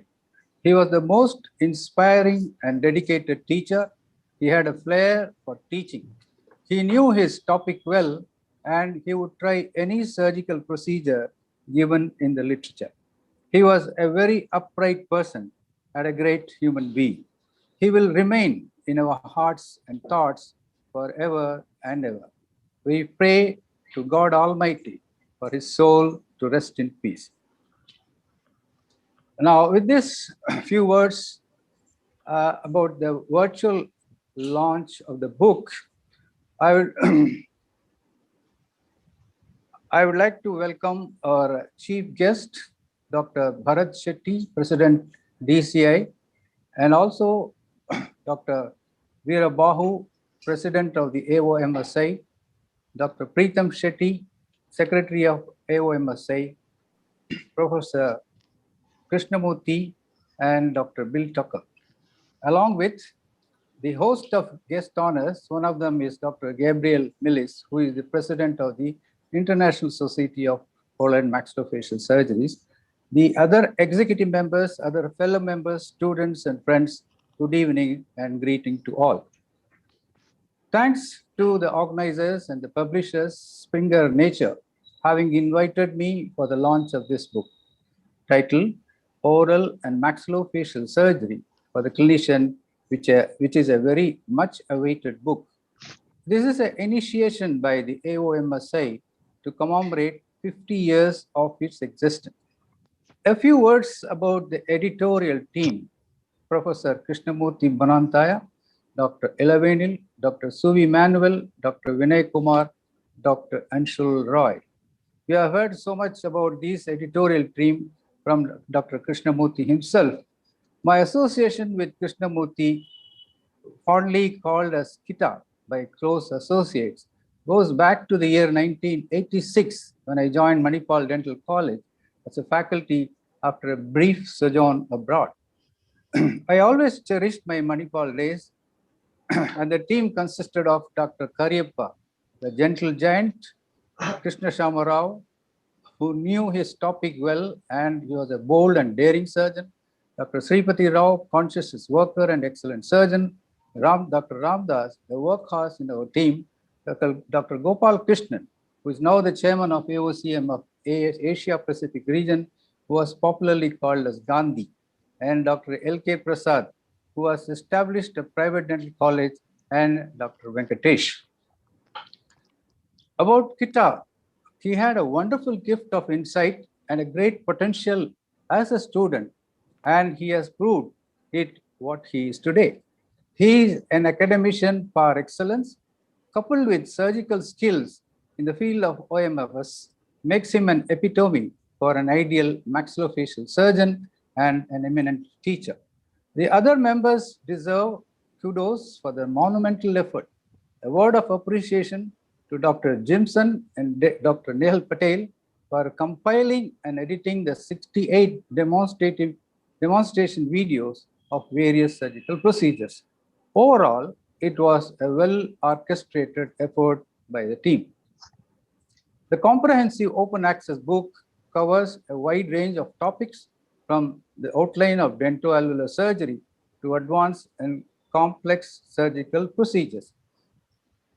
The main advantage of open access is that any change can be made at a later date with ease, as the specialty is continuously evolving area of healthcare. A galaxy of eminent authors and experienced surgeons from India and abroad have contributed. Notable among them is Professor Adanwala, who was working in a missionary hospital in Trichy, and he was a pioneer in the cleft lip and palate surgery, and he has trained innumerable number of oral and maxillofacial surgery in this field. Then we have Professor Beat Hammer, Dr. Nasser, an excellent cosmetic and rhinoplasty surgeon, whom I know him personally well. Professor Reneke, Dr. George Dimitrilis, again from Australia, from Melbourne, is a good friend of mine who does extensive temporomandibular joint surgery. Dr. Peter Brennan, Dr. Elango, and again an excellent cleft surgeon, Dr. Kopel, and Dr. Deepak and Rui Fernandez. The book is designed to fit the needs of the postgraduate trainee. I am sure it will benefit young aspiring surgeons as well as senior faculty members. I have immense pleasure and I deem it a great honor to release this book on behalf of AOMSI. Thank you, good luck, and God bless all. Thank you, sir. Thank you very much, Dr. Thank you very Bay. much. I'd now like to invite Dr. Veerabahu M., the president of the Association of Oral and Maxillofacial Surgeons of India. And I'm sorry, I find AOMSI very new to me as I'm not from the background there. It's okay, it's a tongue twister. So request Dr. Veerabahu to please share your views on the launch of the book. Thank you. Thank you. Thank you for the invitation. Our most respected chief guest of the day, President Dental Council of India, Dr. Bharat Shetty, President of the International Association of Oral and Maxillofacial Surgeons, Dr. Gabriela Miles, my dear Professor Dr. Baig, who was my examiner and who was generously passed to me so that today I could sit and give this lecture 7 years back. Thank you, sir. Other distinguished guests, colleagues, students, office bearers, ladies and gentlemen, on behalf of AOMSI, I extend a warm welcome to all of you. At the outset, I would like to congratulate Dr. Krishnamurthy Bonantaya, whom we fondly call him Kita, and his editorial team for bringing out this magnum opus of oral and maxillofacial surgery, the much awaited oral and maxillofacial surgery for the clinician. The book is a monumental work and one of its kind because it's an open access, which we are all very proud to be a part of it. Hours of relentless hard work spent by the team under the able leadership of Dr. Krishnamurthy in coordinating with others of various chapters, editing and preparing the manuscripts has culminated in this very valuable textbook, which will be helpful to all oral surgeons worldwide. Remember, this is free, open source, downloadable, is not only useful to oral and maxillofacial surgeon, any surgeon, any medical specialty can download and make use of it. I'm proud to declare that this book is a gift from our association to the global maxillofacial and medical community as an open access free download ebook. I'm sure this book will benefit all young aspiring surgeons and serve as a reliable ready reckoner for exam going students and manual for operating surgeons. Keta, already 3 exam going students have downloaded your book and started studying, for your information. Thank you. Yeah, thank you. I shared the link with them. I extend my special appreciation to co-editors Elavenil P, who was my student, brilliant, Suvi Manuel, and who is working with my another student, and Vinay V. Kumar, Dr. Anshul Roy, for the meticulous work. And I cannot miss to mention the exemplary work done by our energetic video editors of this book, Dr. Jim S. and Nehal Patel. Taking a sneak peek into its contents, this book covers topics from minor oral surgery to complex craniofacial procedure with 22 sections and 88 chapters. 41 international authors have contributed to this book. I really don't know how come they made time in their personal life and did this magnificent work. Again, I would like to congratulate the editorial team for doing such a wonderful job. On behalf of all the members, I send my heartfelt gratitude and appreciation to Dr. Krishnamurthy and his team for making AOMSI's presence. See, the beauty is, it's a gift from AOMSI. So every person who is studying will come to know about our branch. So for making AOMS presence visible in the global maxillofacial community and the medical community. Thank you, Kita, for this wonderful effort from you. My wish is that this book should get translated in other languages to reach non-English speaking countries too. I'm sure in future it will happen. I'm very sure about it, considering the videos and other things attached to it. I'm sure this day will be etched in the annals of history of AOMSI and cherished forever.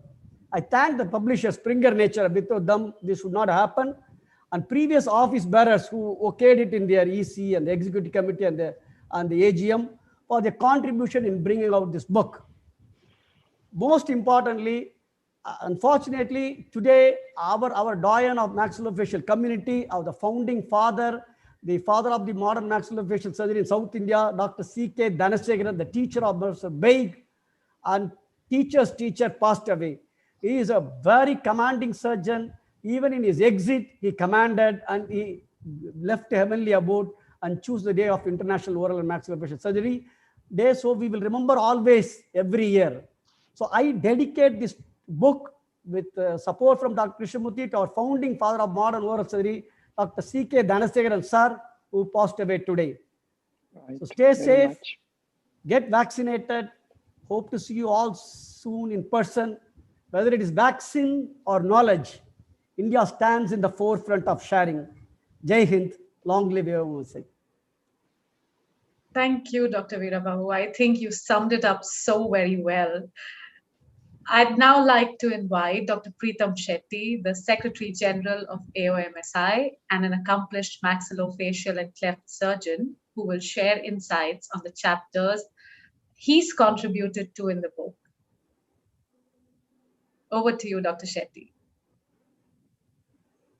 Thank you. What I'm going to do is I'm going to tell you what are the workforce the editorial team did behind the scene. It's a fabulous book. First of all, congratulate the editorial team for a wonderful job done. Hats off to you all for all the n number of meetings you guys had.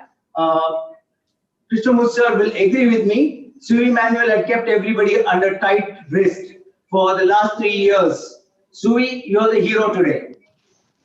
This is an open access book. Most of us have already discussed about it, and the topics range from dentoalveolar to advanced complex surgical procedures.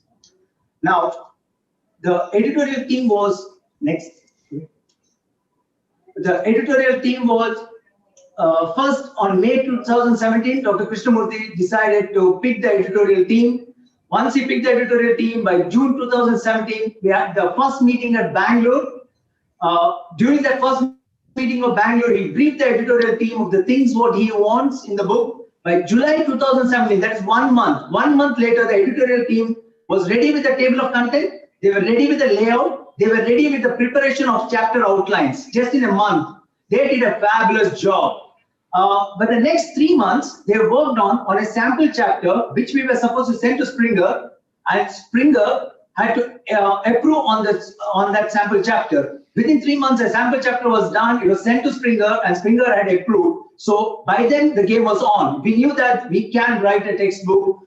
But then the next important thing was, as Dr. Krishnamurthy mentioned, that Mr. came up with the idea that this should be an open access textbook. And I must thank the members of our association, the AGM of Nagpur, for approving this decision to make this book an open access so that this book can be read throughout the world. Next. By April 2018, the editorial contract was issued to us, and we took a couple of months, our lawyer took a couple of months to do some changes, and finally it was signed. By then, the decision was done that we are anyway going ahead with the books. By 2018 of August, the new team of editorial video team was included. A decision was taken that just reading a lot of books, the reading material, we need to demonstrate the videos, since this is going to be an open access and this is going to be mostly an online book. So a video team was included in August 2018. I should also mention to you, the editorial team met around 6 times physically, but they might have done hundreds of phone calls, hundreds of video calls between them to do for the book, whatever book you guys are going to read, to get to the end. August 2018, we should thank George Dimitrilis for the first chapter we received. We received the first chapter from him in August 2018, well on time. I should also mention to you that the editorial team, including me as an author, they had to do multiple calls to different authors so that we send it within the deadline. The deadlines were extended for us. We were accommodated by giving extra people to help to work with us. They did everything possible under the sun to make sure the book looks the day. By December 2018, we had 60% of the chapters received. Then we attended an editorial meeting at Raipur conference. In that editorial meeting, again, I need to thank Dr. Vikas Dupar. We were looking at Dr. Vikas Dupar's chapter. We saw some fabulous illustrations in that book. And the decision was done that we need to include a professional illustrator for every single chapter. So then the professional illustrator was included. That's Vishang Pratap on the screen for you with Dr. Krishnamurti. This is a sample, just a sample of the professional illustration, what he has done. It looks like a real time when you look into the book. Next slide. So this book has got 88 chapters, 68 videos, contribution from authors around the globe with 10 countries. It's a art AMSI textbook to the world. So as I said, editorial team met 6 times. I need to briefly introduce the editorial team. In the screen you have Anshul Rai, your 11L, your Jimson, and the Don himself, Dr. Sue Emanuel. Dr. Sue Emanuel was the man who kept everybody at typeface. Next.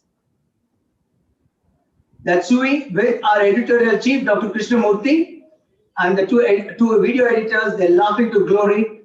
Next. Next. So once the video is done, we have to give a voiceover to the video. We should thank Dr. Vivek Narayan and Dr. Madhu Lakshmi for the voiceover work did. Here I should also mention to you, the videos were collected, videos were in a studio, and Dr. Jimson had gone on a holiday to Australia. Due to COVID, the studio was shut down. Jimson had to coordinate from Australia to the guy in the studio to make sure that every editing of the videos have done. There was a lot of hard work the editorial team did, coordinating between them, coordinating between the different professionals, be it Vishang, be it the video editing guys. Next week. So finally, we could officially announce, with a thanks to all the editorial team, on the 44th annual conference, release of our book during our Golden Jubilee celebration. And next. With this, the final stage of final pre-launch book meet was done at Bangalore, December 2020, when the book was ready to be published online. We also like to, as a General Secretary of AMS, I like to thank Springer Nature for their contribution for making this book a reality. Thank you one and all. Wish you all a happy Maxillofacial Surgeons Day. Thank you, Dr. Shetty. Indeed, those smiles and the pictures that you shared were testimony of all the hard work and efforts that went into creating it. I would now like to invite Dr. Bill Tucker, the Vice President, Books, Medicine and Life Sciences at Springer Science and Business Media, to share his views on publishing of the book and our collaboration with the AOMSI. Thank you. Thank you for including me in today's wonderful ceremony. Springer is a leading publisher in science, technology, and medicine, or STM as we call it, and we actually publish about 13,000 books a year. We publish about 2,000 books in medicine and biomedicine, and specifically within clinical medicine, we're publishing in all subspecialties within the field. We're also a market leader in open access in journals, but especially in books. And open access is a leading force within the industry today. Since 2010, Springer has published about 1,000 open access books, of which 258 were published last year alone. So what we're seeing is this rapid increase on the open access front. I think it was really a visionary decision to publish your beautiful textbook with open access. And doing so, it'll be freely available electronically to everyone in the world. We're really proud to be publishing Oral and Maxillofacial Surgery for the Clinician with Dr. Bonantaya and his colleagues, and we're especially proud to be associated with the AOMSI. We know that the book will make an important contribution to the field of oral and maxillofacial surgery with over 2,000, as everybody said, with over 2,000 pages. I think it's 80 videos is what I've heard, and thousands of illustrations. It's going to be an important contribution. It's going to serve as a resource to students and to trainees, as well as to professionals in the field for years to come. We're also looking forward to future collaborations with you. So what happens now, we've published the book and I'm looking forward to monitoring its progress and watching for electronic downloads and for citations to the work as its reputation grows within the field globally. So this is my contribution. Thank you for inviting me. Thank you, Naren and Jajit, for your wonderful collaboration with the Society. Please keep in touch. Thank you very much. Well, before we let you go, I have one question to ask you, and very, very curious, since we're talking of open access textbooks and we're talking of our association with the field of medicine and life sciences in different countries. Now, AOMSI is just the beginning, I would say. Are we looking at more and more of such collaboration in open access books across the globe with the medicine field? Yes, we are. The awareness of funders and researchers and clinicians about open access is simply growing.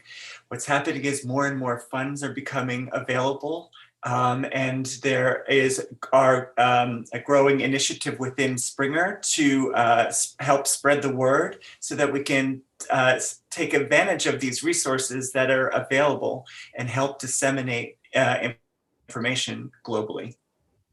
Thank you so much, Bill. Thank you. I would now like to invite our chief guest for this virtual book launch, Dr. Bharat Shetty. We already saw him on the screen very briefly. Dr. Shetty is the president of Dental Council of India, and he's a prosthodontist by profession and a politician by passion. He's an MLA from Surat Kal, situated near Mangalore. Dr. Shetty, we'd love to hear your views on this book. Good evening, everybody. All the dignitaries who are online, Professor M.F. Beg, who spoke to us, who addressed the gathering now, Mr. Veerabahu, President of AOMS, Dr. Preetham Shetty, Secretary of AOMSI, Dr. Will Thakur, Vice President, Books, Medicine and Life Sciences, Dr. Manjunath Rai, President-elect of AOMSI. First of all, I would like to wish all of you all on the Oral and Maxillofacial Surgeons Day today. And 2020 was a tough year for all of us. COVID-19 hit everyone in the world very hard. But we managed to survive, we managed to fight back because of COVID warriors like all of you all. Like many oral surgeons, many dentists like Dr.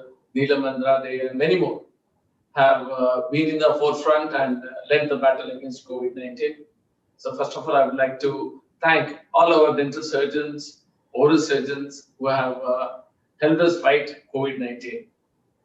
Now 2020-21 looks like we have almost won the battle. The whole world was very skeptical about how India is going to handle this COVID-19 pandemic. But we managed very well. We managed better than most of the countries. We have shown by example, led by example. We have shown the world that we are taking steps towards becoming a Vishwaguru. That's a world leader. We are also called as the pharmacy of the world right now. Oral and maxillofacial, our association has been doing great job. First of all, today, the day Oral and Maxillofacial Surgeons Day. First it was started in India.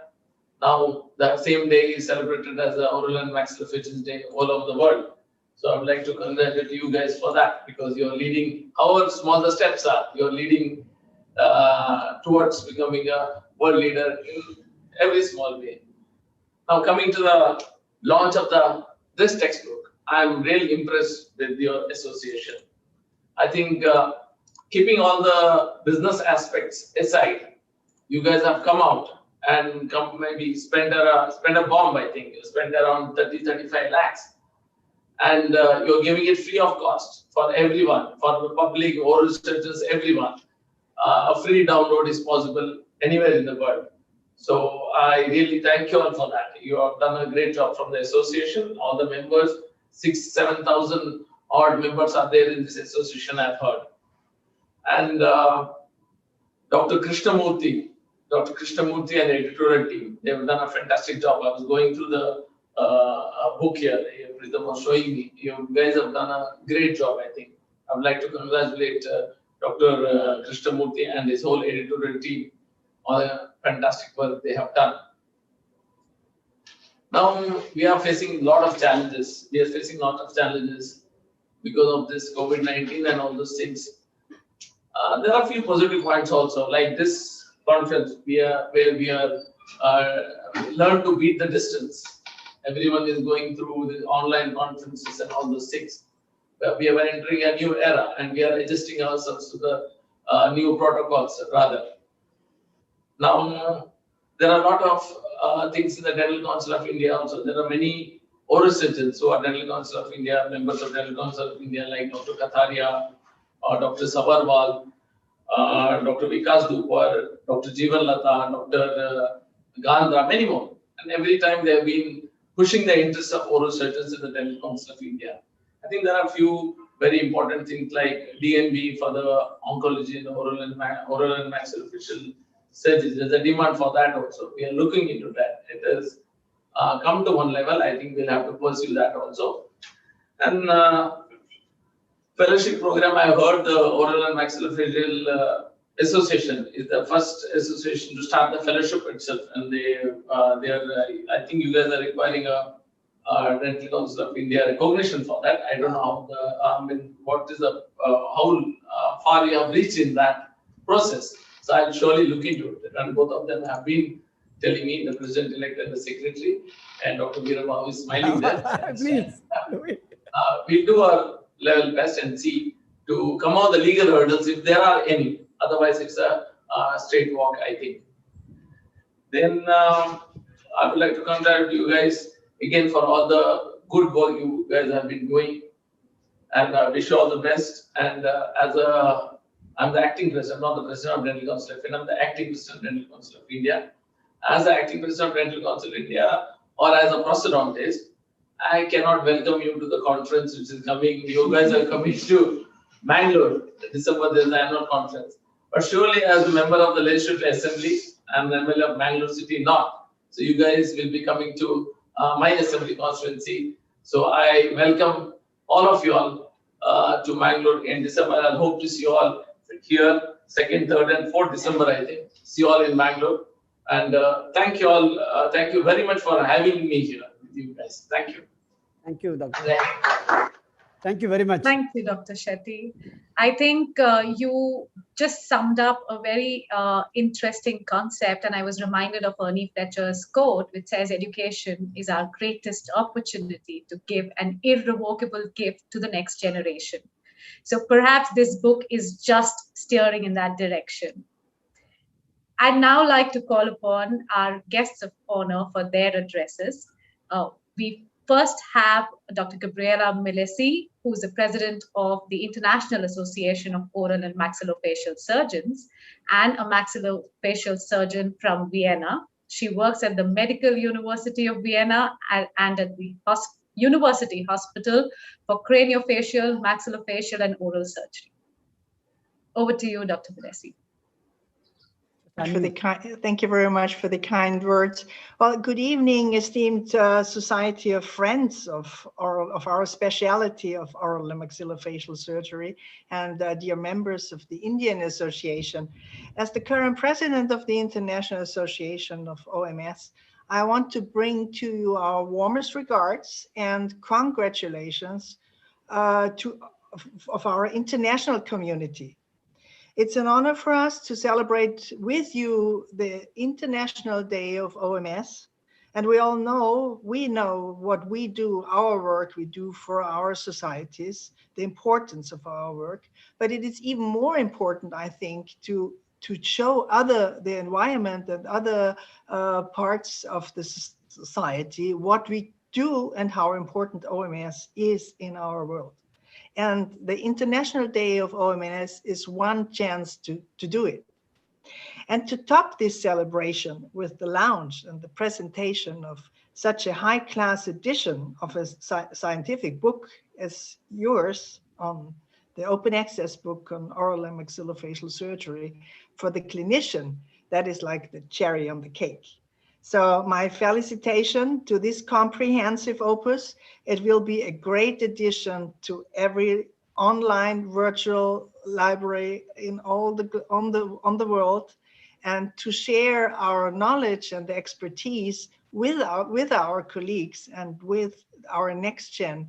I think this has to be the highest goal, and you did a great achievement by publishing this book. So thank you very much. We highly appreciate that, also from the International Association. So in the name of IOMS, congratulations one more time also to the editorial team. And I wish you all the best and stay safe until hopefully we will meet again in person after these difficult times. Thank you very much. Thank you. Thank you, Dr. Malesi. Our next speaker for today is Dr. Alejandro Martinez. He is the Vice President of IAOMS and a maxillofacial surgeon from Mexico. Dr. Martinez is a clinical professor of orthodontic surgery in Universidad Autónoma of Dentistry and is in private practice in Monterrey. He's also an invited professor at the Oral and Maxillofacial Surgery Department at the University of Florida, US. Well, good morning from Mexico, and good afternoon or good night in India and the rest of the world. And I want to echo the words of all of you and our IOMS President, Dr. Gabriela Milesi. Dear Dr. Bir Bahu, President of the Indian Association, and Dr. Manjunath, Vice President, and Pritham Shetty, Secretary of the OMSI. I want to congratulate you and your board of directors and your executive committee and the book editors for this fantastic work. And listening to you, how fast you did this work and how wonderful you made it. It is great to see it in this special day that is our OMS Day, International Day, and to give an example to all of us, to all the world, that even in these hard times of pandemic, we can keep the light, the fire of the knowledge. This is the only way to keep the legacy of our specialty through knowledge and to being together. Congratulations to all of you, and congratulations to all who wrote a chapter in this book and made possible. I'm anxious to see it and read it. Thank you very much, and an honor to be with you. Thank you, Dr. Martinez. It means a lot, and I'm sure going by the already excited numbers of downloads that we've started to see, we can only expect more and more people downloading the book. Our next speaker is Dr. Alexis Olsen, who is the immediate past president of the IAOMS. He's the chief of oral and maxillofacial surgery and professor of clinical otolaryngology, head and neck surgery at Northwestern University School of Medicine, Chicago. Over to you, Dr. Olsen. Good evening, ladies and gentlemen, and thank you for this most honorable presentation. I want to echo my previous speakers here and congratulate the editor Kita, all contributing editors, and all the honored guests that are here this evening for this inauguration. As mentioned before, this is a wonderful open access book, but on so many levels, it is providing what I think is the basis of a lot of future education and for our specialty as well. I think this has been an incredible endeavor, as mentioned by this, in such a short amount of period to produce a quality book that is going to be available to everybody, not only surgeons or clinicians, but also trainees. And I think from an IOMS standpoint, this certainly adds to the volume of what needs to be done for the education and the prosperity of our trainees and the futures of our specialty. So I want to echo our president, Gabriel Milesi's words. This is a fundamental step forward, it's a great step forward. My congratulations to the members of the editorial board and Springer Publishers for all their efforts in producing such a wonderful book. Thank you.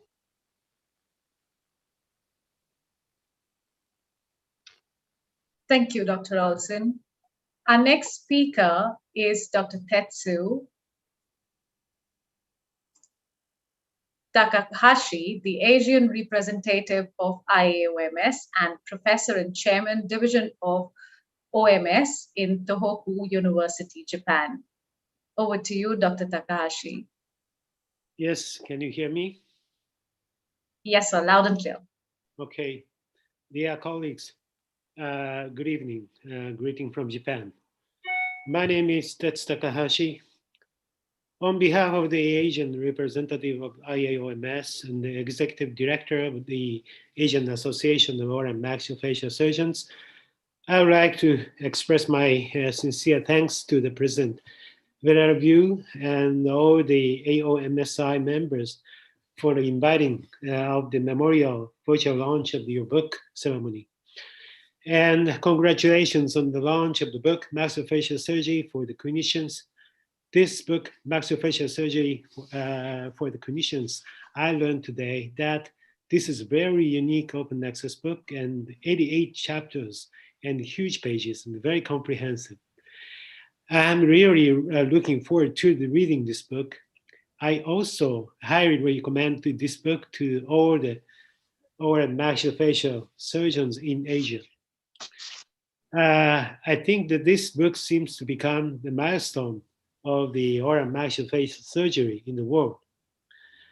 I must say, nowadays that the contribution of the AOMSI and Asian Association is tremendous. Last September, Asian Association held their 5th training conference. That was a fully virtual conference. The participants were more than 1,000. That was very amazing. Dr. Gunasiran Rajan, and the chairman of the Educational Affairs of the Asian Association and his team, including Dr. Jimson, contribute to the training conference tremendously. Without your support, we could not perform the conference successfully. I was so impressed by facilitation techniques for the virtual conference using IT technology at that time and today as well.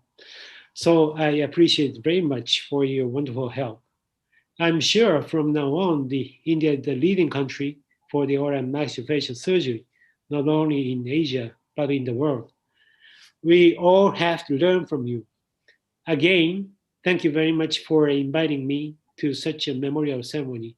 Please keep in touch. Thank you. Thank you, Dr. Takahashi, for very kind words.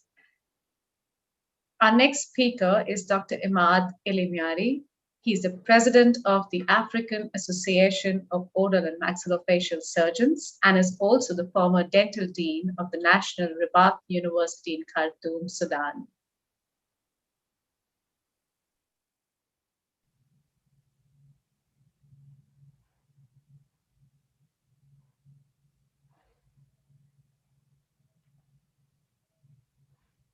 Dr. Elimiari, are you around?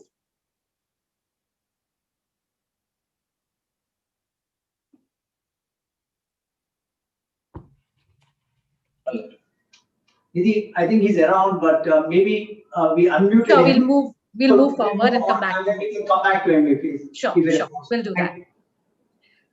Our next speaker is Dr. Jocelyn Chan, the Oceania representative of IAOMS. She's the former president of the Australian and New Zealand Association of OMS. She's also the director of OMS training for the state of Victoria and Tasmania. Over to you, Dr. Chan. Thank you. And I bring greetings from Oceania, from our colleagues in Australia and New Zealand. We'd like to congratulate the editors and authors. This book represents hours of work and dedication, and we hope that this will become a well-used resource by members of the specialty worldwide.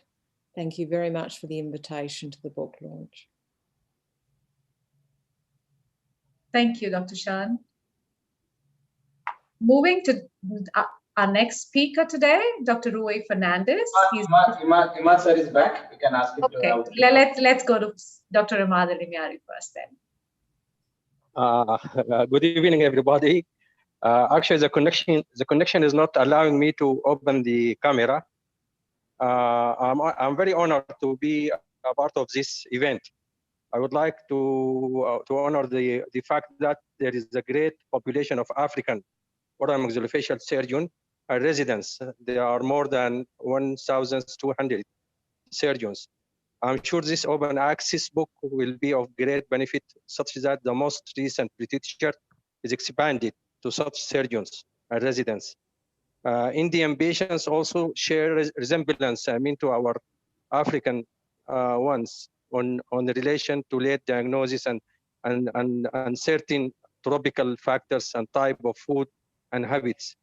In the name of the African Association of Oral Maxillofacial Surgeons, I send my congratulations to Kita, editors, and the society.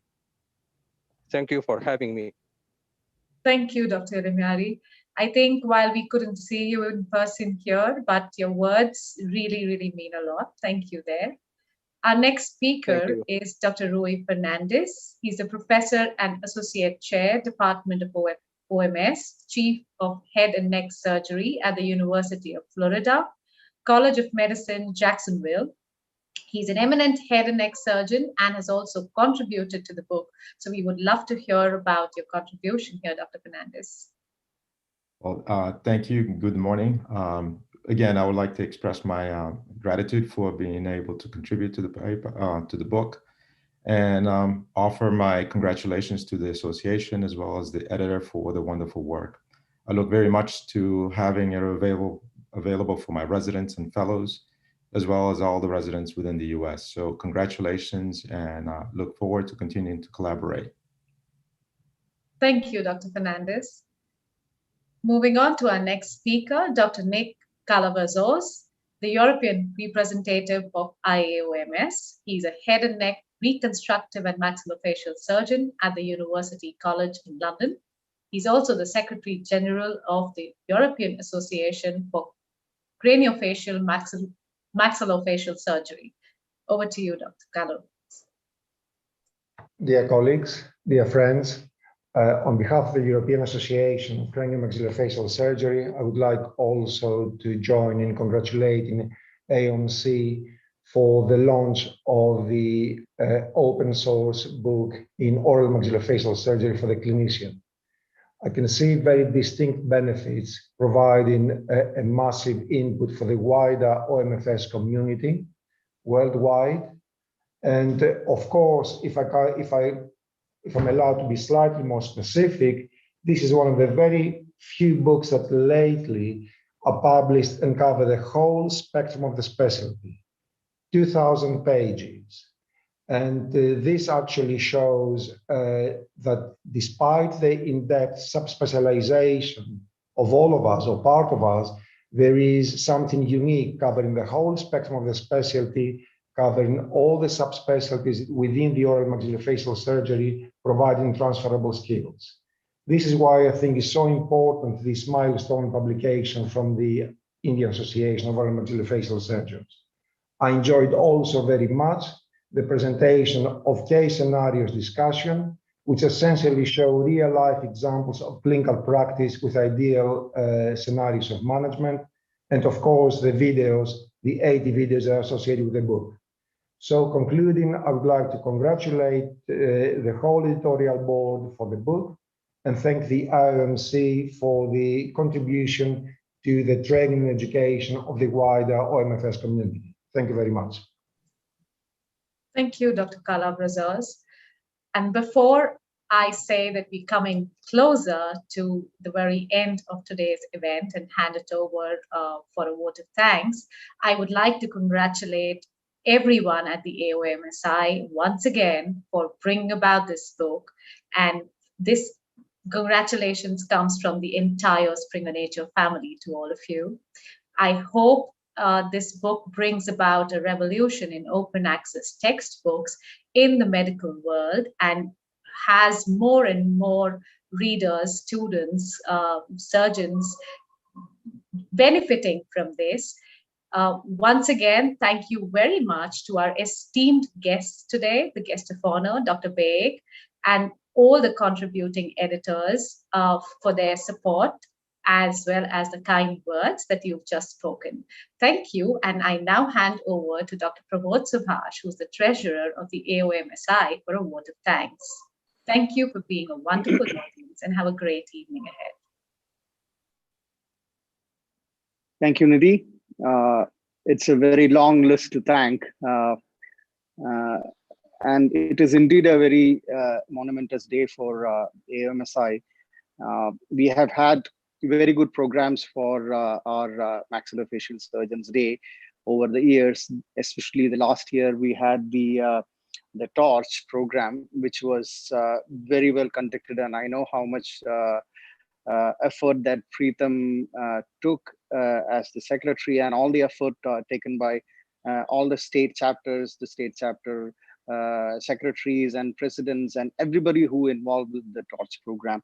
And this year again, and they have not done any less. It has been great effort, though at a short notice, to come up with the awareness program videos. And it is too long a list to thank everyone, but I would like to convey the gratitude of the head office to each and every state office bearer who has contributed, the secretaries who have sent in the messages, and the people who have involved to make the awareness videos, and to all the other past presidents and members who have sent in their messages on this special day for oral and maxillofacial surgeons. Next, I would like to thank Dr.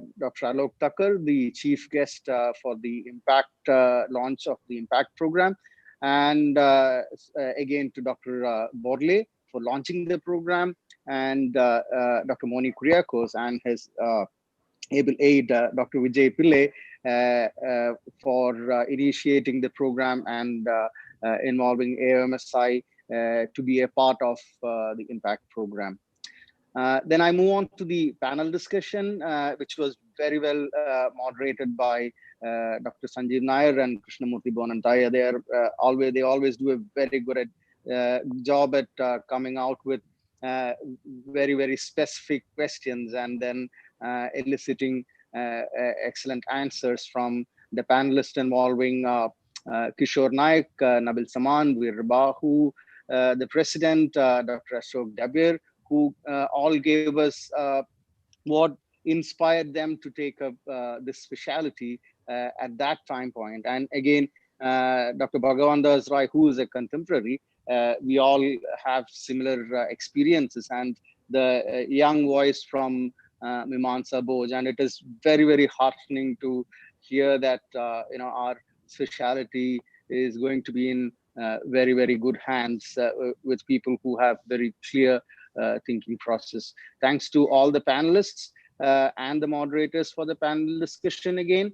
And moving on to the book launch, thanks to all the editors and the video editors for coming out and doing the book reading.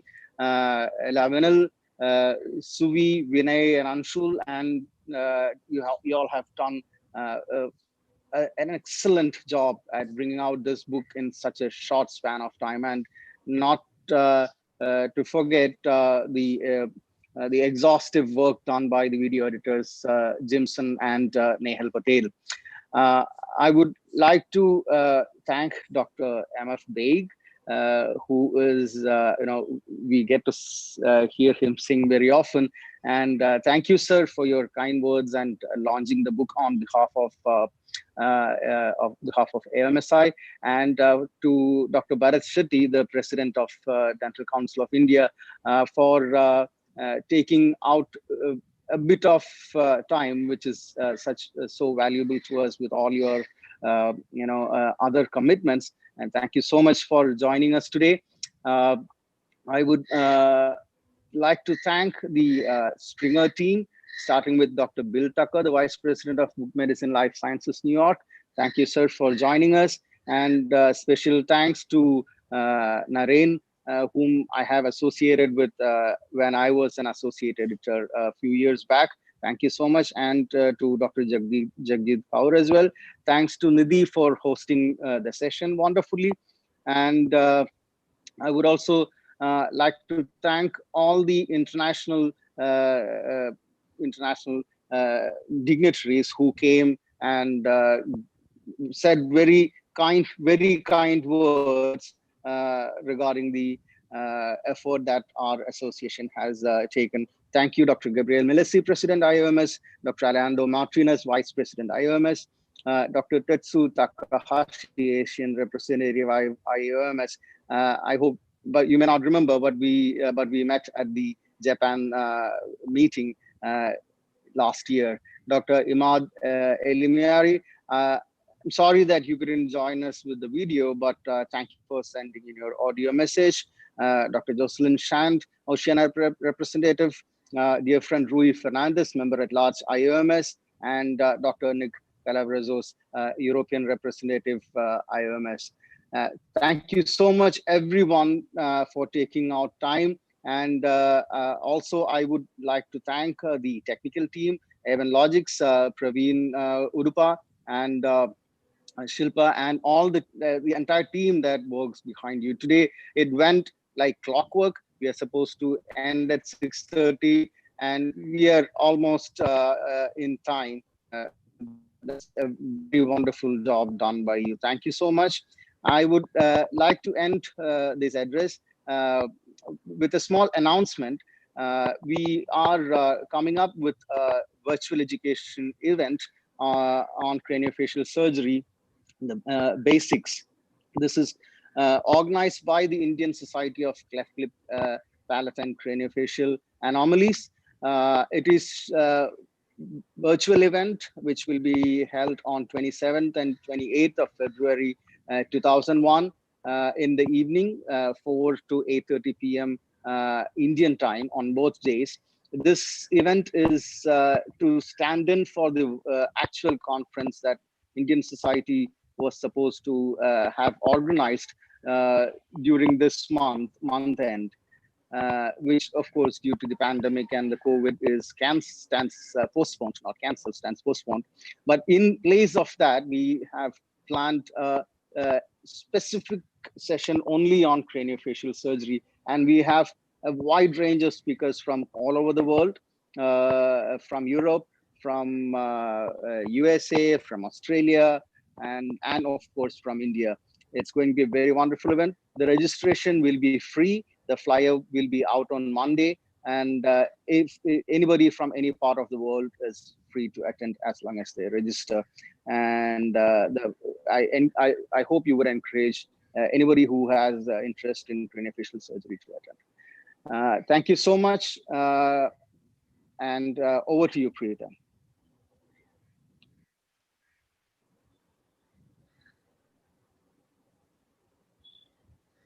Thank you all. Thank you, dear members, and wish you all a very happy Maxillofacial Surgeons Day. Thank you. Want to say something? Thank you. Yeah, it's a nice gesture and a good program. Once again, Dr. Krishnamurthy and his entire team, you've done a commendable job, and I would like to congratulate Springer for associating with us. I remember I was during the when this beginning of this contract was over. At last, finally, we have come up with the book.